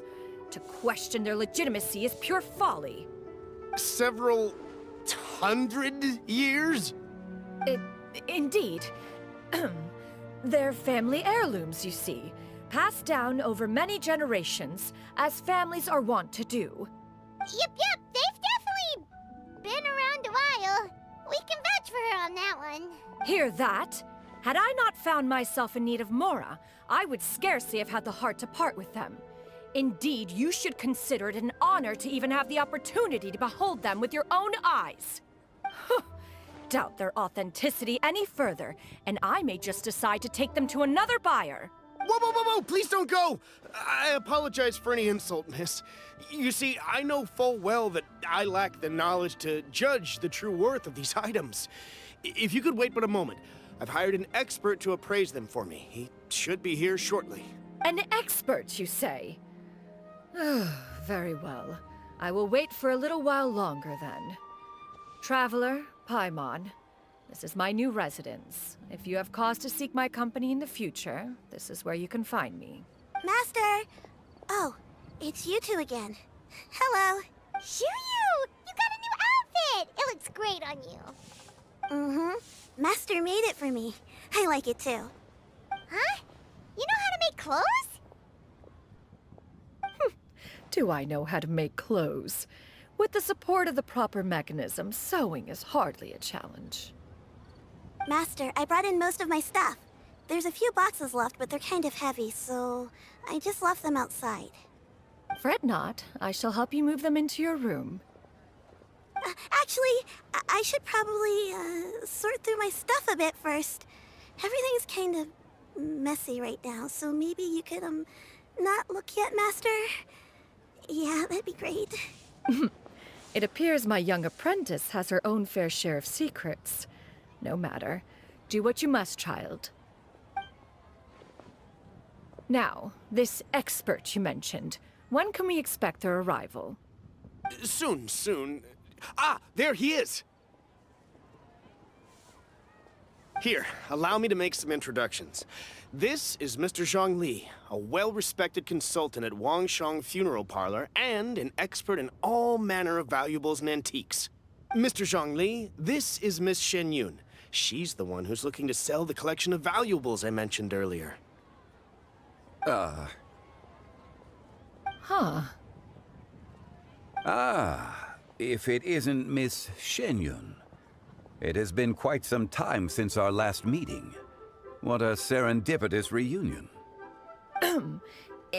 Indeed, most serendipitous. Have you been faring well as of late, Mr. Zhongli? Quite well, thank you.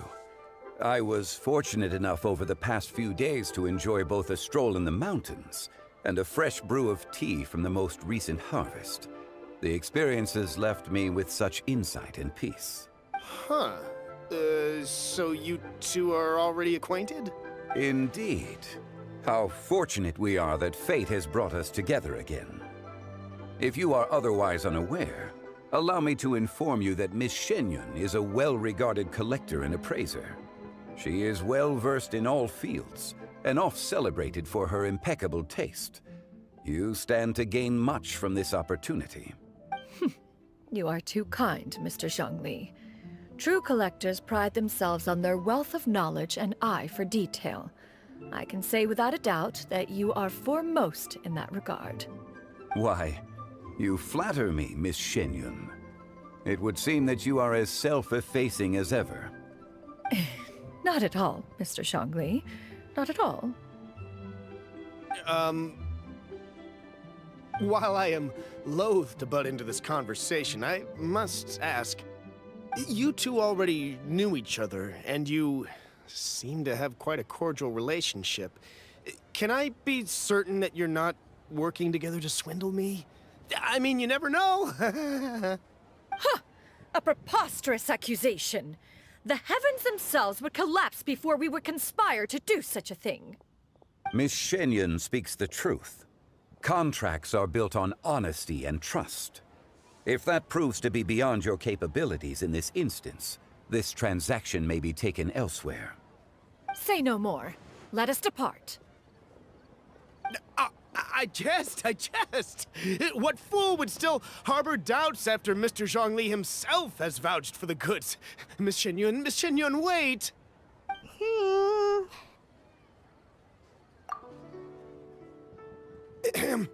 I deeply apologize for doubting you. So, Mr. Zhongli, could you please give me a final verdict on the value of these items? There is no cause for concern. They are indeed rare and precious valuables. Take this mechanism. The same can be said for this one here.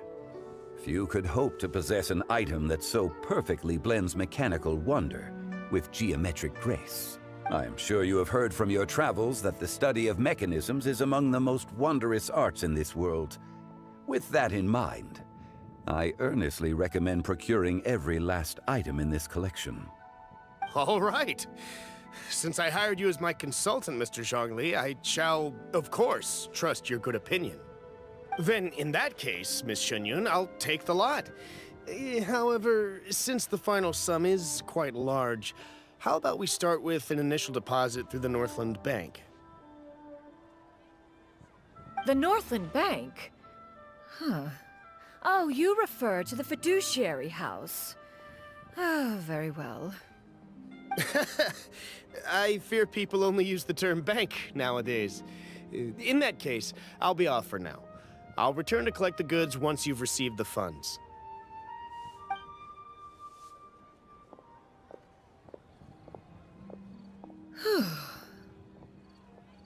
Zhongli! My friends, have you been doing well? We've been great! How about you? Paimon didn't know you were such a busy consultant! My days have been quite pleasant as well. I had been quietly enjoying a cup of tea when Mr. Xiaozu requested my services. As for you, Miss Shenyun, I presume you must be looking to settle in the city? I must say, the name Shenyun sounds exceedingly strange coming from you. Perhaps you could dispense of that particular epithet in further conversation. Whatever for. Am I not addressing you as a friend should? Well, that is true, but... Alas, refer to me however you will. After all, a name exists such that others may address you with it. One is hardly ignorant of that fact. It would seem that you have gained many valuable insights over the years, Cloud Retainer. One has indeed. One's previous stays were all brief. Now that one has made up one's mind to move and settle, one has gained a much better appreciation of the hubbub and commotion of the city, as well as the people's hard work and ardor. This city is much changed from how it was more than 1,000 years ago. Not unlike the ocean tides, so too shall the movement of people ebb and flow. From turmoil to peace, enlightenment to aspiration. Human society possesses limitless potential. In another 1,000 years, the scene we witness here may change in ways that are impossible for either of us to imagine. Alright, that's enough reflection for one day. No need to get all sentimental on us. You make a valid point, Paimon. Now that the sale has concluded, what say one plays the host as we try some specialty dishes together? One must profess great interest in trying bamboo shoot soup. Perhaps you have forgotten, Cloud Retainer, but I once tried my hand at that dish. You were at the table on that occasion, so logic dictates that you should have already tried it. Oh? What occasion was this? It was a reunion between friends several centuries ago. Alas, you must have been too preoccupied to secure yourself a portion. Or perhaps our other companions simply availed themselves of faster reflexes on that occasion. Huh, hardly. 'Twas most certainly out of consideration for the others in attendance. In but a moment, one will show you what it means to have a true deftness of hand. It is settled then. Bamboo shoot soup, mora meat, crab roe tofu, triple layered consommé. We shall enjoy the lot. One has already passed word to Shenhe and Ganyu to make a reservation. It is prime time for them to meet one's newest disciple. Is that agreeable to everyone? It should be a most splendid occasion. Shu Yu, come now, it is time to dine. Ah, this gentleman over here is Mr. Zhongli. He is, A humble employee of Wangsheng Funeral Parlor. Pleased to make your acquaintance. Nice to meet you too, Mr. Zhongli. That should be everyone, right? Let's go! Sounds good. Actually, Master, have you ever tried Adeptus' temptation? I heard it's impossible to stop eating after even just one bite. You know, 'cause it's super tempting and stuff. Is that true? That sounds rather implausible. Although with the right preparation, certain dishes can be too delicious to resist. Huh? Why are you all walking so fast? Hey, wait for Paimon! Hey, wait up!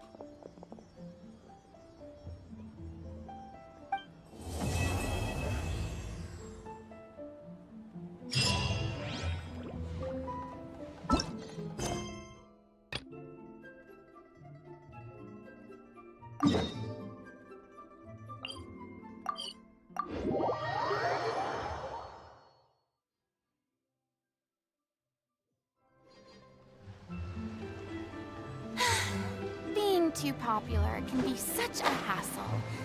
Who knew the people would adore me so much?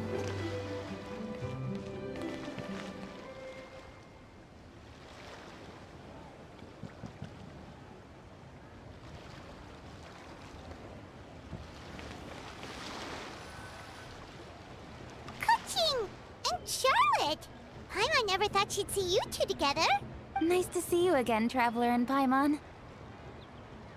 Oh, we're not interrupting anything, are we? Not at all. I wasn't in the middle of an interview or anything. I was just asking Miss Kuching about purchasing a kite. A kite? Are you buying some regional specialties to bring back to Fontaine? Well, yes. And... It seems you haven't heard yet. The theme of this year's Lantern Rite is kites. Oh, so that's why Paimon has seen so many floating in the sky. Liyue Harbor is always changing, so it is only fitting that Lantern Rite should change in turn. The Qixing believes it would benefit Liyue to build on our own cultural foundation by embracing the technologies of other nations. After all, it is said that the stones of another mountain may serve to better polish one's own jade. Yeah, remember my business meeting with Tianquan Ningguang the last time I was in Liyue Harbor? That's what it was about. But all I really did was use my network to introduce Lady Ningguang to some interesting people. I'm not sure that quite counts as fostering cooperation. In the end, we decided to combine Liyue's traditional art of kite making with Fontaine's mechanical vertical lifting device. Mechanical lifting device? Sounds pretty impressive. But don't kites just use the wind to fly? Why would you need to add something mechanical? Well, you've actually just answered your own question, Paimon. How high and far a kite can fly depends as much on the weather conditions as on the skill of the person holding the string. But as soon as there's no wind, you can only flail about helplessly like a sweet flower medaka out of water. Experience doesn't matter at that point. Exactly. Liyue is now a nation ruled by humans, after all. It's about time we had the power to make a kite fly, don't you think? Plus, the easier we can make it to enjoy, the more people will want to participate. Right? I also thought it was a novel idea. Plus, it shouldn't cost much to do. With Miss Charlotte's help, everything has gone smoothly. Our new mechanical kites are already available to purchase from a stall in the harbor. We're having trouble keeping up with demand. We also gave quite a bit of thought to the price. We didn't want it to be too much more expensive than a traditional kite. Cool! Turns out you two and Ningguang like playing with toys just as much as Paimon! Toys? They're not exactly toys. You see, Miss Kuching? That does seem to be everyone's first reaction. Although kites are one of our most time-honored cultural relics, outside of their use in certain ceremonies, I suppose they're considered playthings more than anything now. But to me, there's so much more than that. Think for a second about how remarkable it is that a flimsy paper kite attached to a string has the capacity to touch the sky. It is this slight piece of paper that also carries the weight of Liyue's cultural traditions. There's an old poem that goes, "O kite born of paper, flying true in sound, a lone traveler wanders, just waiting to be found." In the past, poets from Liyue used kites to symbolize a feeling of longing. or evoke the peacefulness of idyllic rural scenery. If the people of today can derive enjoyment from this activity, they will not only be more likely to better appreciate the tradition, but also to pass it down to the people of tomorrow. That's the Kuching we know, always thinking 5 steps ahead of anyone else. Well said, Miss Kuching. I've learned quite a bit myself. As long as you're willing to listen, I'm happy to share. I also know quite a lot about the various folk traditions related to kites. For example, whenever a kite blew away, people would say it was the Adepti that summoned the wind to take it away as an offering. That way, you can turn an unfortunate event into an auspicious one. What about something more fun? Do you know anything like that? More fun. Let me think. Oh, I suppose we should first talk about how kites are made. It's another one of our precious forms of traditional craftsmanship. My grandfather told me that, back when he was a boy, children learned the art of kite making step by step from their elders. First, you use the thin strips of bamboo to construct the frame. Then, you draw a design of your choice on a piece of paper, paste it onto the frame, and tie on the string. Then, you look towards the sky and release the kite to soar among the clouds. Some people write down certain names or desires on their kites, cut the string, and let them fly free. Others may place particular thoughts or meaning into the design itself. Are certain designs associated with certain meanings? I'm gonna jot all of this down. Well, for example, kites in the shape of a butterfly typically symbolize freedom, happiness, or the desire to break free. Fascinating. What else can you tell me? The scissor-tailed swallow is the most classic design. It symbolizes good fortune and joyful tidings. Different colors also have small variations in meaning. Are these commonly understood meanings and symbols in Liyue? Kind of like the language of flowers in Fontaine. I believe so. Most have probably heard something about it from their elders at some point. If you're interested, Miss Charlotte, I have several books on the topic that I could lend you. They could be a useful reference. That would be a huge help! Great! Looks like I've got the outline for quite the article on my hands. Perfect! We're gonna take a look around. Then I'll show Miss Charlotte to my home for a little while. I almost forgot. The Ministry of Civil Affairs is hosting a kite flying contest on the night of Lantern Rite. If you're interested, you're more than welcome to bring a kite and participate. The rules are simple. Whoever flies their kite the highest and furthest within the time limit will receive a special honor along with a secret prize. I've already prepared more than enough empty film for the event. I can see the spectacle already.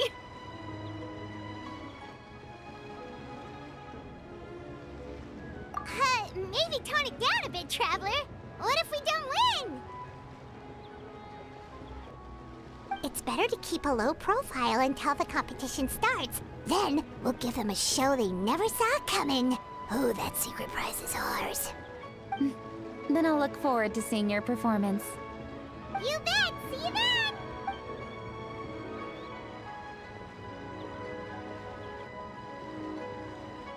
Wait, Traveler? Take a peek to your right. Do you see those 2 people lurking over there? Is it just Paimon? Or were they staring at us the whole time we were talking to Kuching and Charlotte just now? They seem fishy. Great, so it wasn't just Paimon. Do you think they could be treasure hoarders? They always seem to be stirring up trouble during Lantern Rite. Oh, Paimon's sick of waiting around for something bad to happen. We should strike first, you know. Foil their plans before they even begin. You go right, Paimon will go left.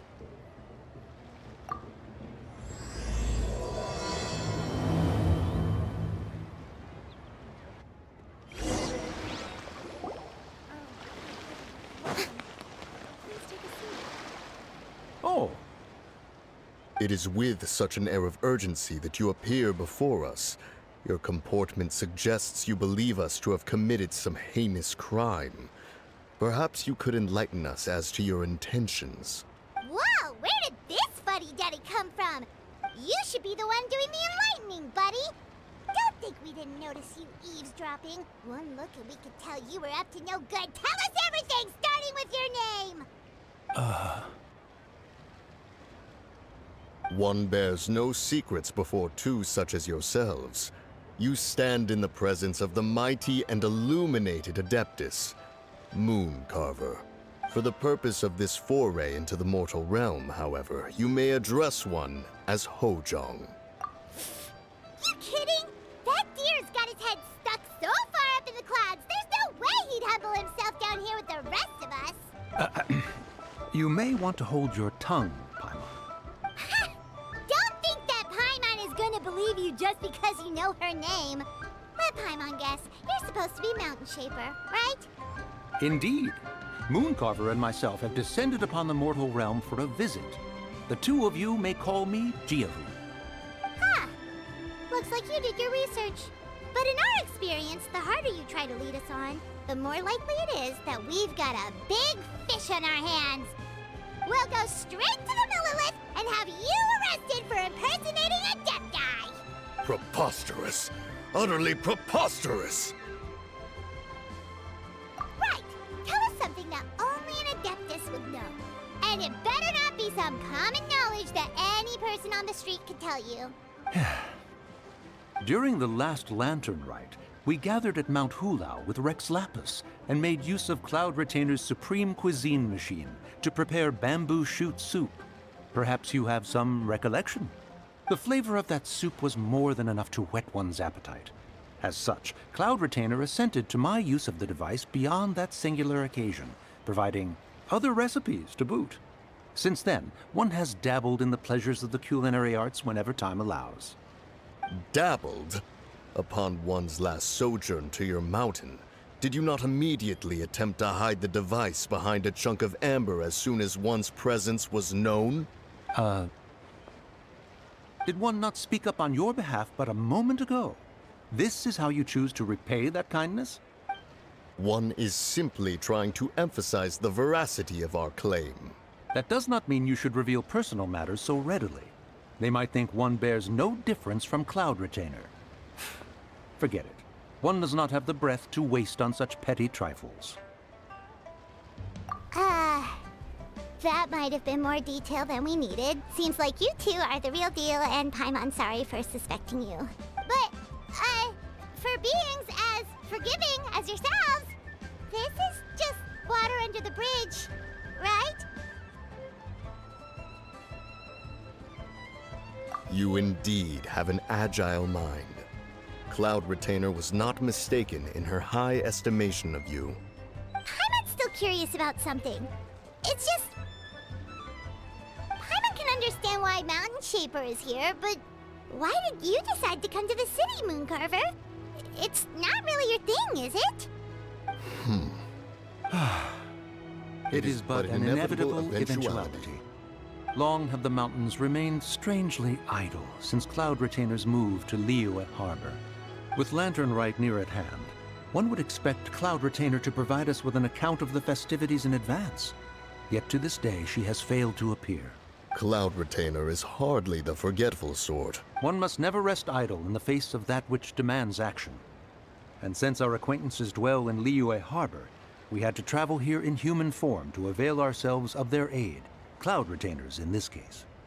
But a moment ago, one heard you speak of a mechanical kite of sorts. It appears the essence of the situation has hitherto revealed itself. Now it is time for one to retire back to one's abode. Huh. So, you're not looking for Cloud Retainer anymore? Perhaps there are aspects of Cloud Retainer's temperament that remain opaque to young Paimon. Given one's understanding, one can only imagine the anger that now consumes her. Cloud Retainer is of a proud and arrogant disposition.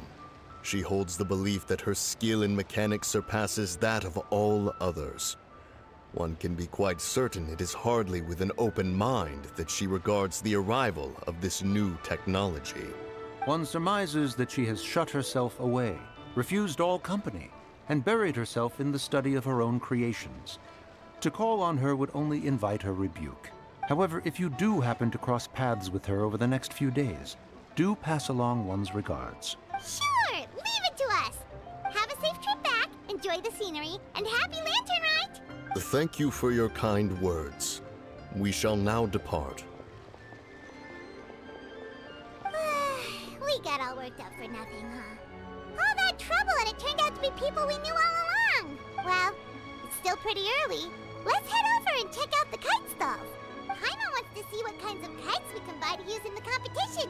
The bigger and prettier, the better.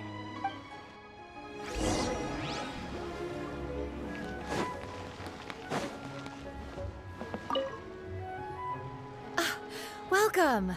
Are the two of you looking to buy a kite? Would you like me to go over the different designs? Ooh, a scissor-tailed swallow! And a butterfly! And oh! This jade chamber design is our newest. It's been selling like crazy over the past 2 days. Does it also have a unique meaning? Of course. The jade chamber symbolizes wealth and abundance. The kite bearing its design is said to bring riches in the future to those who fly it. Oh, now that's Paimon's kind of kite! I apologize for the interruption, but are all your wares in order, Miss Genuine? Yes, they're just over there. The paper, bamboo, and dyes. All the necessary kite-making materials. Wonderful. I'll pack them up and get a guard to deliver the goods to Yilong Wharf for you. Yilong Wharf? Oh, wonder what that place is like during Lantern Rite. Paimon would love to go take a look. Well, if the two of you are interested in going to Yilong Wharf, then could I trouble you to find Gaming and deliver these goods together? Is Gaming the guard you just mentioned? Well, yes. The communications office handles shipments and transports around Liyue. He works for the Secure Transport Agency, one of our sub-organizations. The problem is, many of my colleagues have taken leave during Lantern Rite to spend time with their families. So, our available workforce has seen a dramatic decrease recently. If you were willing to help out, then I could get a head start on my next appointment. You do seem really pressed for time. Of course, of course. Hard work deserves ample rewards. Now, at this time of day, Gaming should be somewhere in the vicinity. Just follow the main road until you see the head of a Wushu dance costume. Should be on your right. Be sure to come back if you'd like to buy a kite. I'll even give you a discount.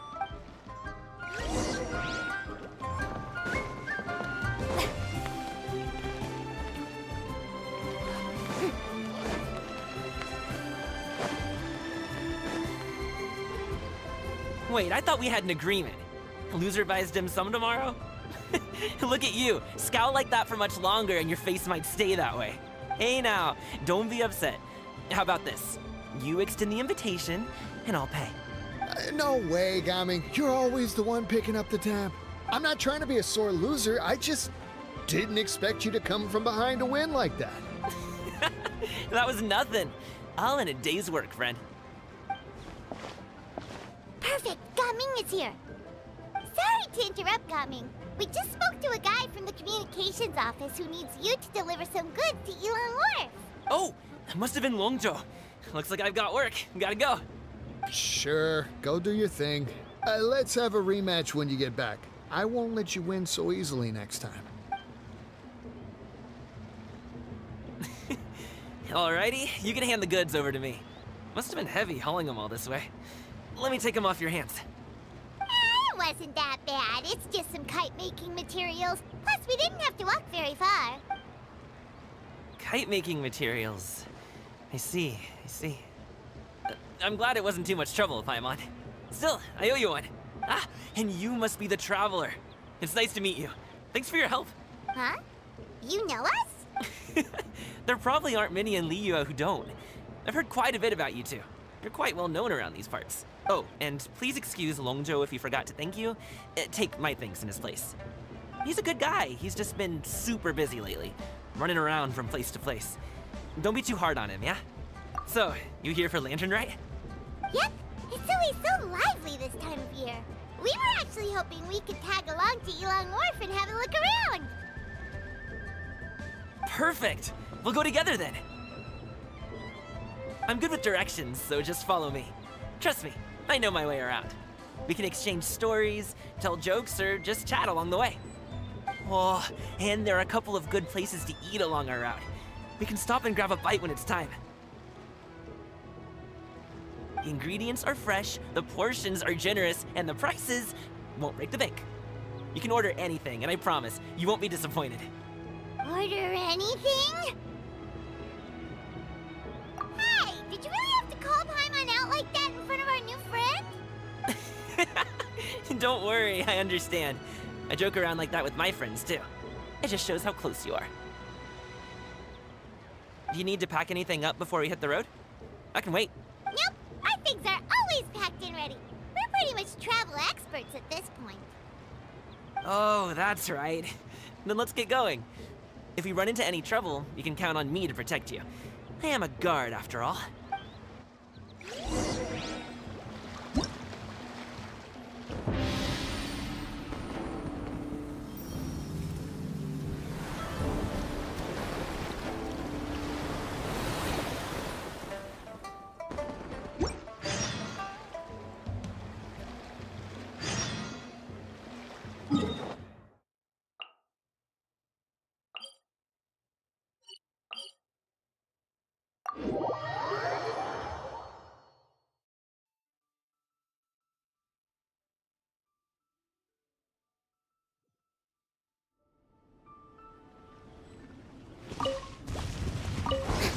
Shower me with praise!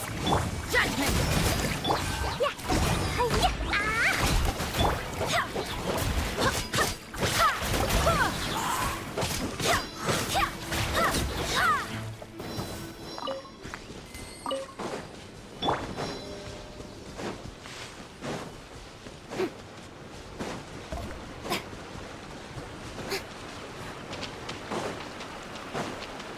Strike a pose!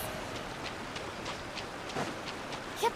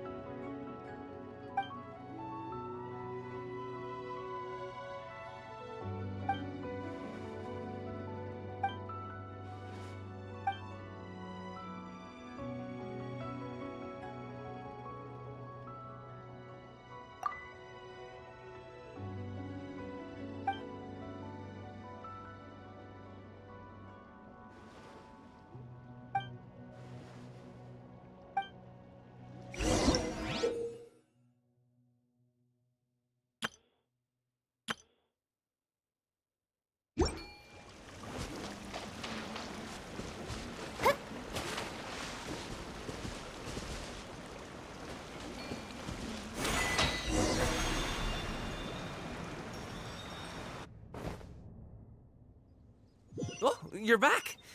Jeez, guys, where'd you go? One moment you were there, the next you disappeared. You scared the life out of me. We're so sorry. We were just, it's kinda hard to explain. Fair enough. Well, the mountain road is pretty hazardous, and it's easy to get lost in the fog. So from here on out, stay close to me. Got it! Let's keep going!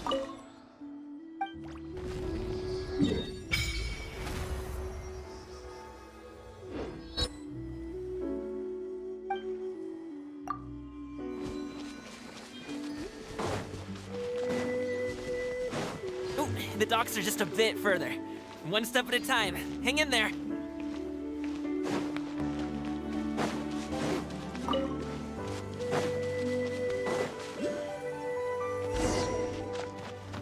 Wait! Get behind me. I'll handle this.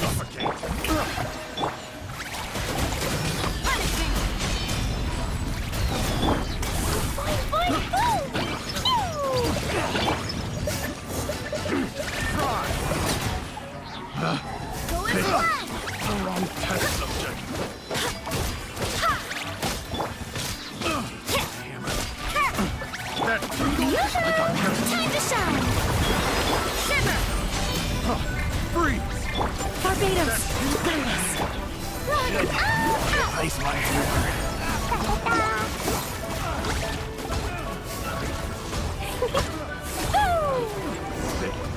The wrong test subject. Seems like we really can't go anywhere without running into treasure hoarders, can we? Yeah, it's not uncommon for deliveries to get intercepted. That's why this job needs guards like us. Paimon was impressed by your moves back there. You seem like a real pro at your job. Oh, that's not a skill I learned on the job. It's just a hobby. Have you ever heard of wushu dancing? Really? Wushu dancing is famous in Chunyu Vale. Performers might be invited to promote the opening of a business or to spread good fortune during a holiday season. But I must admit, it has nothing on the popularity of the Liyue Opera. I'm also well aware that people in Liyue Harbor aren't exactly jumping at the chance to watch wushu dancing. So it's not something I do full-time. Huh? You have 2 jobs? How do you have the energy to do all that? It's not that tiring. You just have to take a rest. Ah, Paimon gets it, so you must sleep a lot then. Not really. Just yesterday, I stayed up all night playing cards. Oh. Let's go. The docks are just up ahead.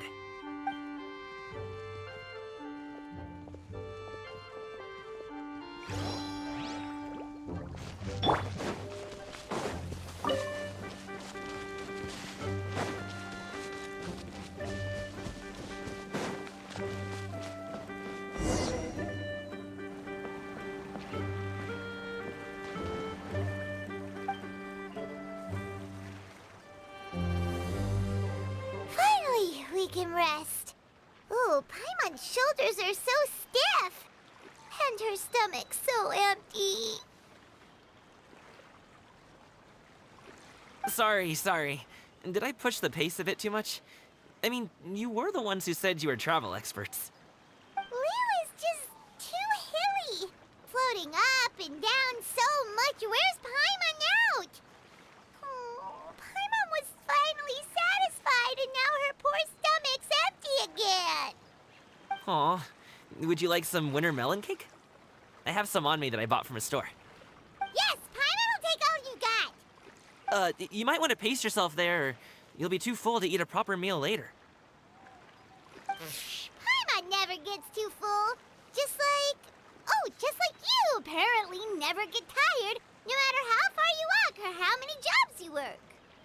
Ah, I see. Then here you go, Paimon. And for you, traveler. Enjoy. And here's some for you too, Uncle Bosu. Don't think I forgot about you, my friend. I'll just set it to the side here for you.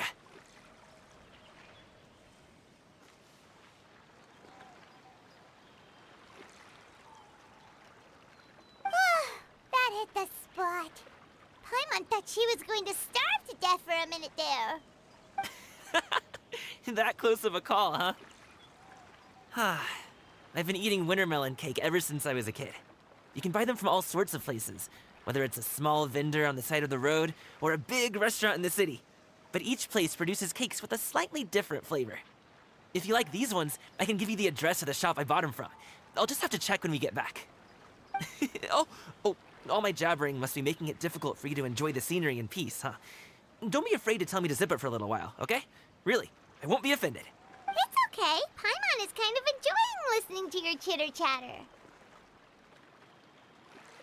Aw, a fed Paimon is a happy Paimon, huh? Hey, Paimon can be in a good mood anytime she wants.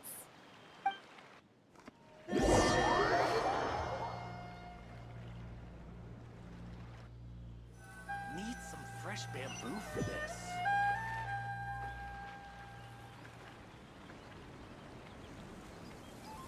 Woohoo! We're here! Don't forget your things, and watch your step as you get off the raft, or you're in for a swim. Thanks for the ride, Uncle Bosu. You take care of yourself now. I'll see you some other time. Okay, follow me. This way is fastest.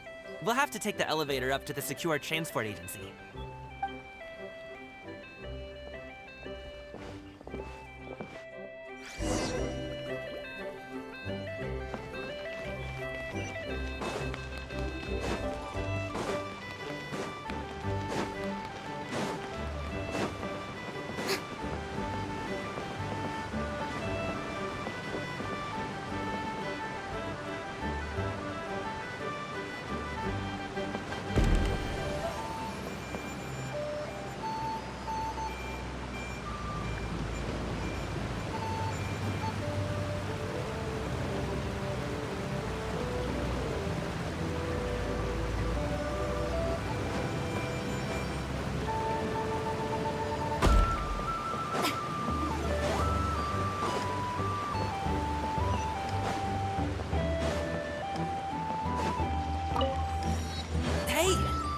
Slow down. I'm begging you. What is it? No one's gonna try any funny business when the street is this packed, right?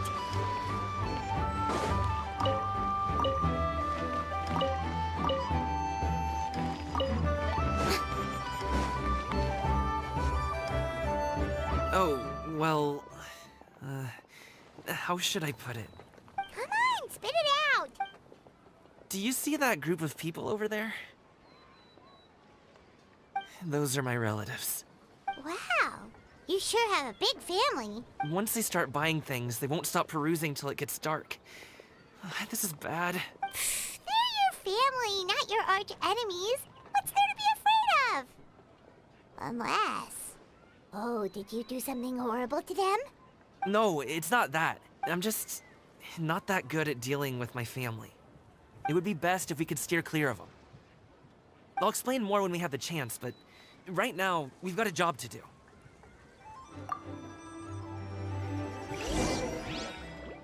The left side looks pretty packed. Let's go straight. Slow and steady wins the race.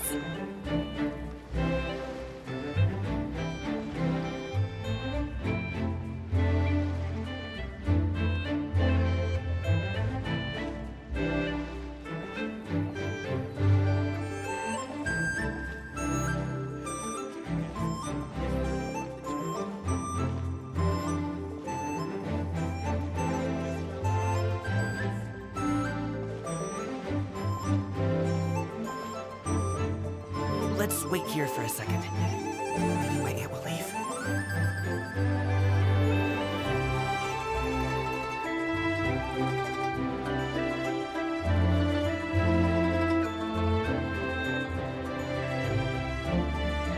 She's gone.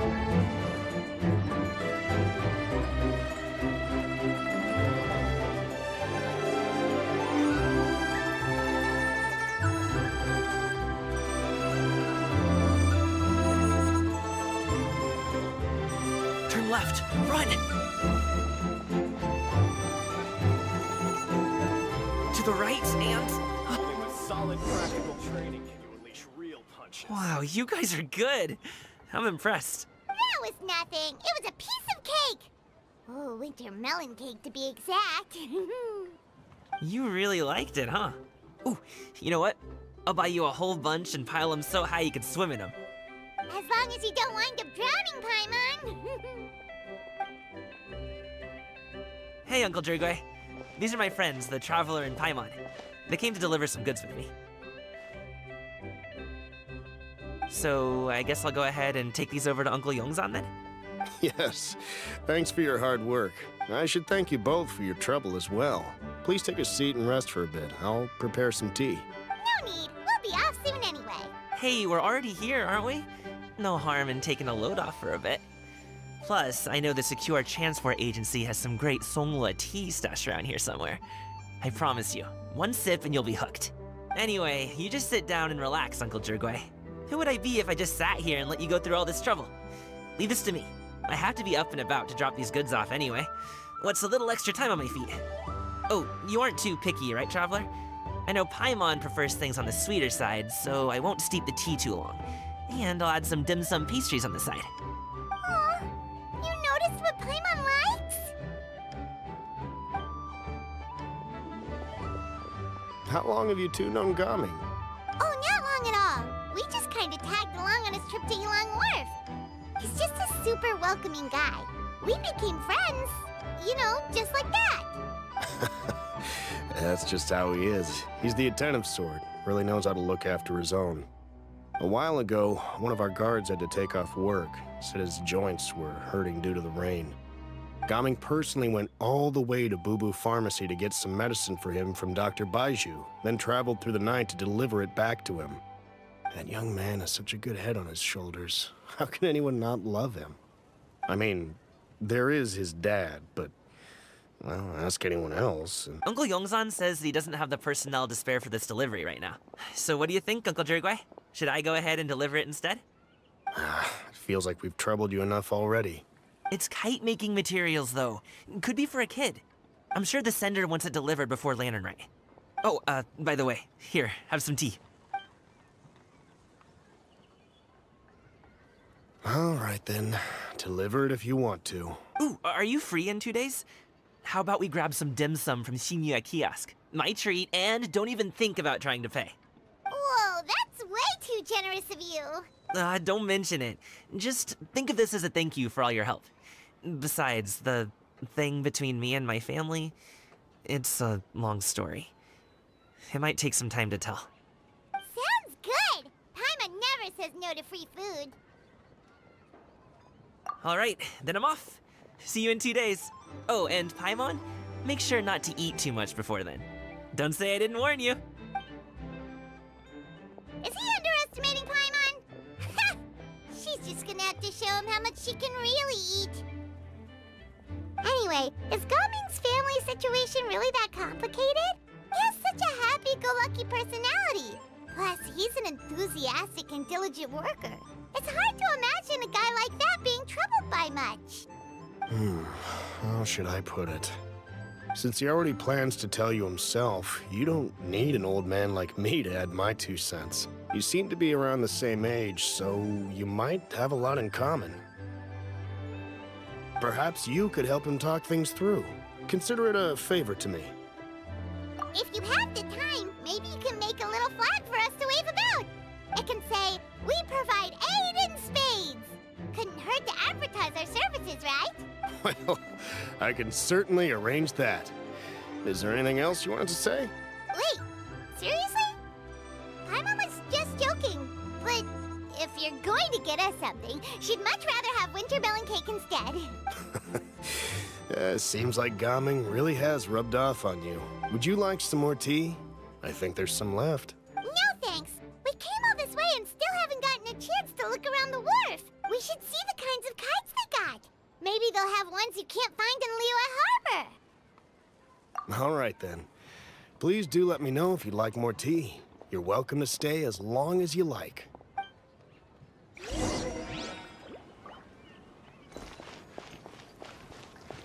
Woo!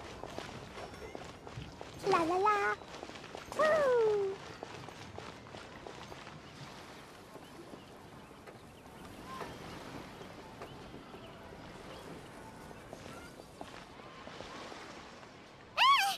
What are you doing here?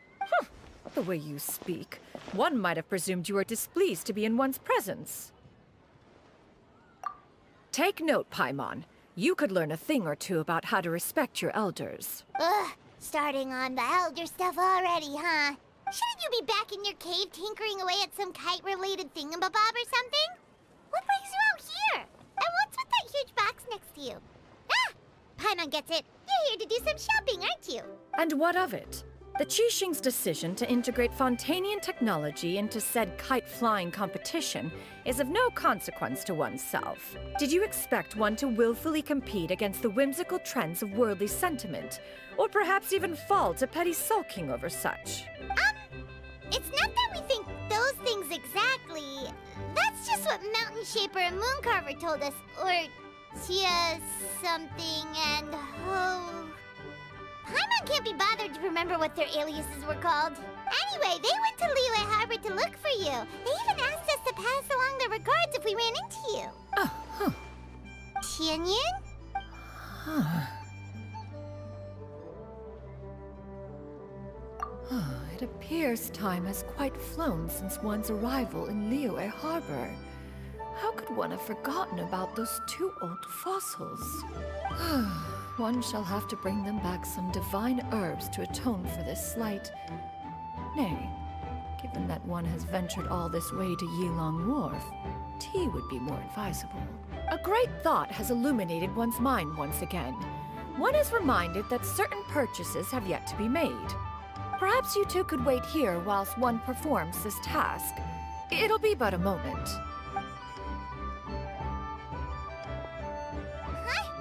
Wait, here? You really just gonna ditch us here to watch your stuff? Oh, that woman really just does whatever she wants. Hey, not you too, Traveler! Oh, all this Paimon ditching is super not appreciated. Just come back soon, okay? Paimon doesn't want anyone to try and steal his stuff. Welcome. Please have a look around. We only sell teas of the finest quality, sourced directly from Chaoying Village. Might I recommend the Sunglo variety? It's one of our specialties. Now, that sounds promising. One will bring some back for those old fossils, and all will be well. 2 boxes will do. Wonderful. By the way, we're actually running a special Lantern Rite promotion. Buy 3 boxes, get 10% off. 4 boxes will net you 20% off. 20% off 4 boxes. This merchant strikes a fair bargain. One might as well give some to Morax and Ping, too. Then 4 shall suffice. I see. Are you intending to give these as gifts? If so, perhaps I can interest you in these exquisite gift sets. Buy 10, get half off. Look at the magnificent design. And the red ribbon gives quite the festive flair, don't you think? Such a gift would be sure to impress any lucky friend or family member. 10 boxes. Seems rather excessive. But if one factors in the Conqueror of Demons and one's disciples... 10! A nice round number, don't you think? Of course you do. I'll even shave a little extra off the price for you. That is agreeable. One will... I will have these boxed up then. Of course, right away. I see you have quite the eye for fine items, mademoiselle. Perhaps some of my wares might also be of interest to you.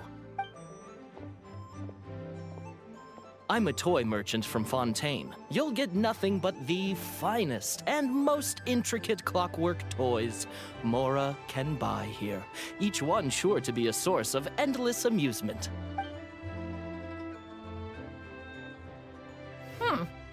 Perhaps you could enlighten me then. When should said amusement be derived? Well, that is, of course, best understood by playing with them yourself. If you could wait just a moment, I can bring one out and give you a demonstration.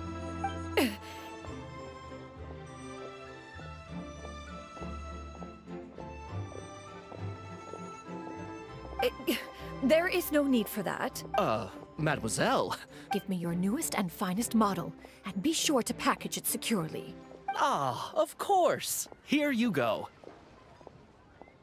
The instruction manual is... I can do without, thank you. Many watchful eyes surround this place. if one were to be spotted purchasing a mechanical toy such as this, a child's plaything no less, it would only invite scandal. There is no harm in bringing it back to study in secret.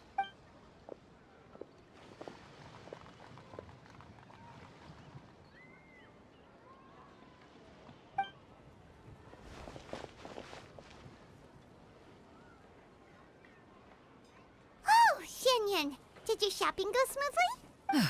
Naturally. One may not delight in social interactions, but that does not mean one lacks said faculties.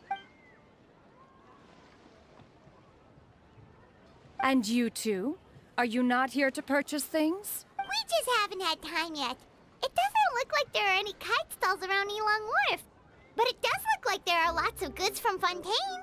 You are also planning to participate in the kite flying competition, then? One means to say, you along with all the other youths. One has been entreated to share one's kite-making expertise, and indeed, there was little one could do about such persistent supplication. One moment energetic and earnest, and dejected the next. One had no choice but to acquiesce to these requests, and thus, one will be organizing a kite-making workshop to provide personal instruction in this art form. Oh, who will be participating then? Shuyu, Shenhe, Ganyu, and Yayo. Wow, that's quite a few people. Also, this is all pretty well, Xianyun, but it's not like you have to make your own kite to participate in the competition. You can't just buy one ready-made and call it a day. Ha! You speak of those equipped with the mechanical lifting device, do you not? 'Tis nothing but a crude piece of mortal machinery. The mechanism that one has developed was the fruit of millennia of meticulous study. Let us not speak of the source of the mechanism's power, but rather its structure. It is composed of materials as light as bamboo and as strong as iron.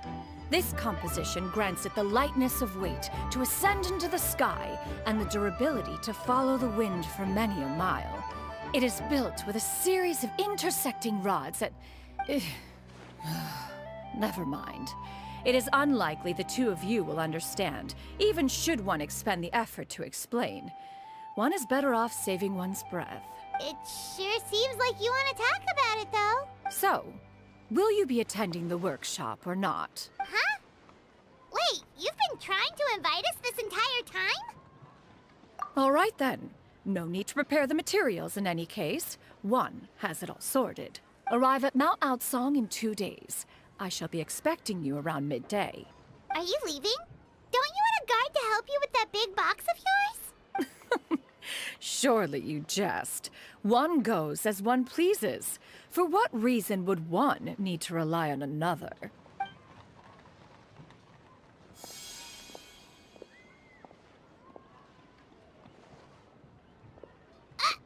It can float?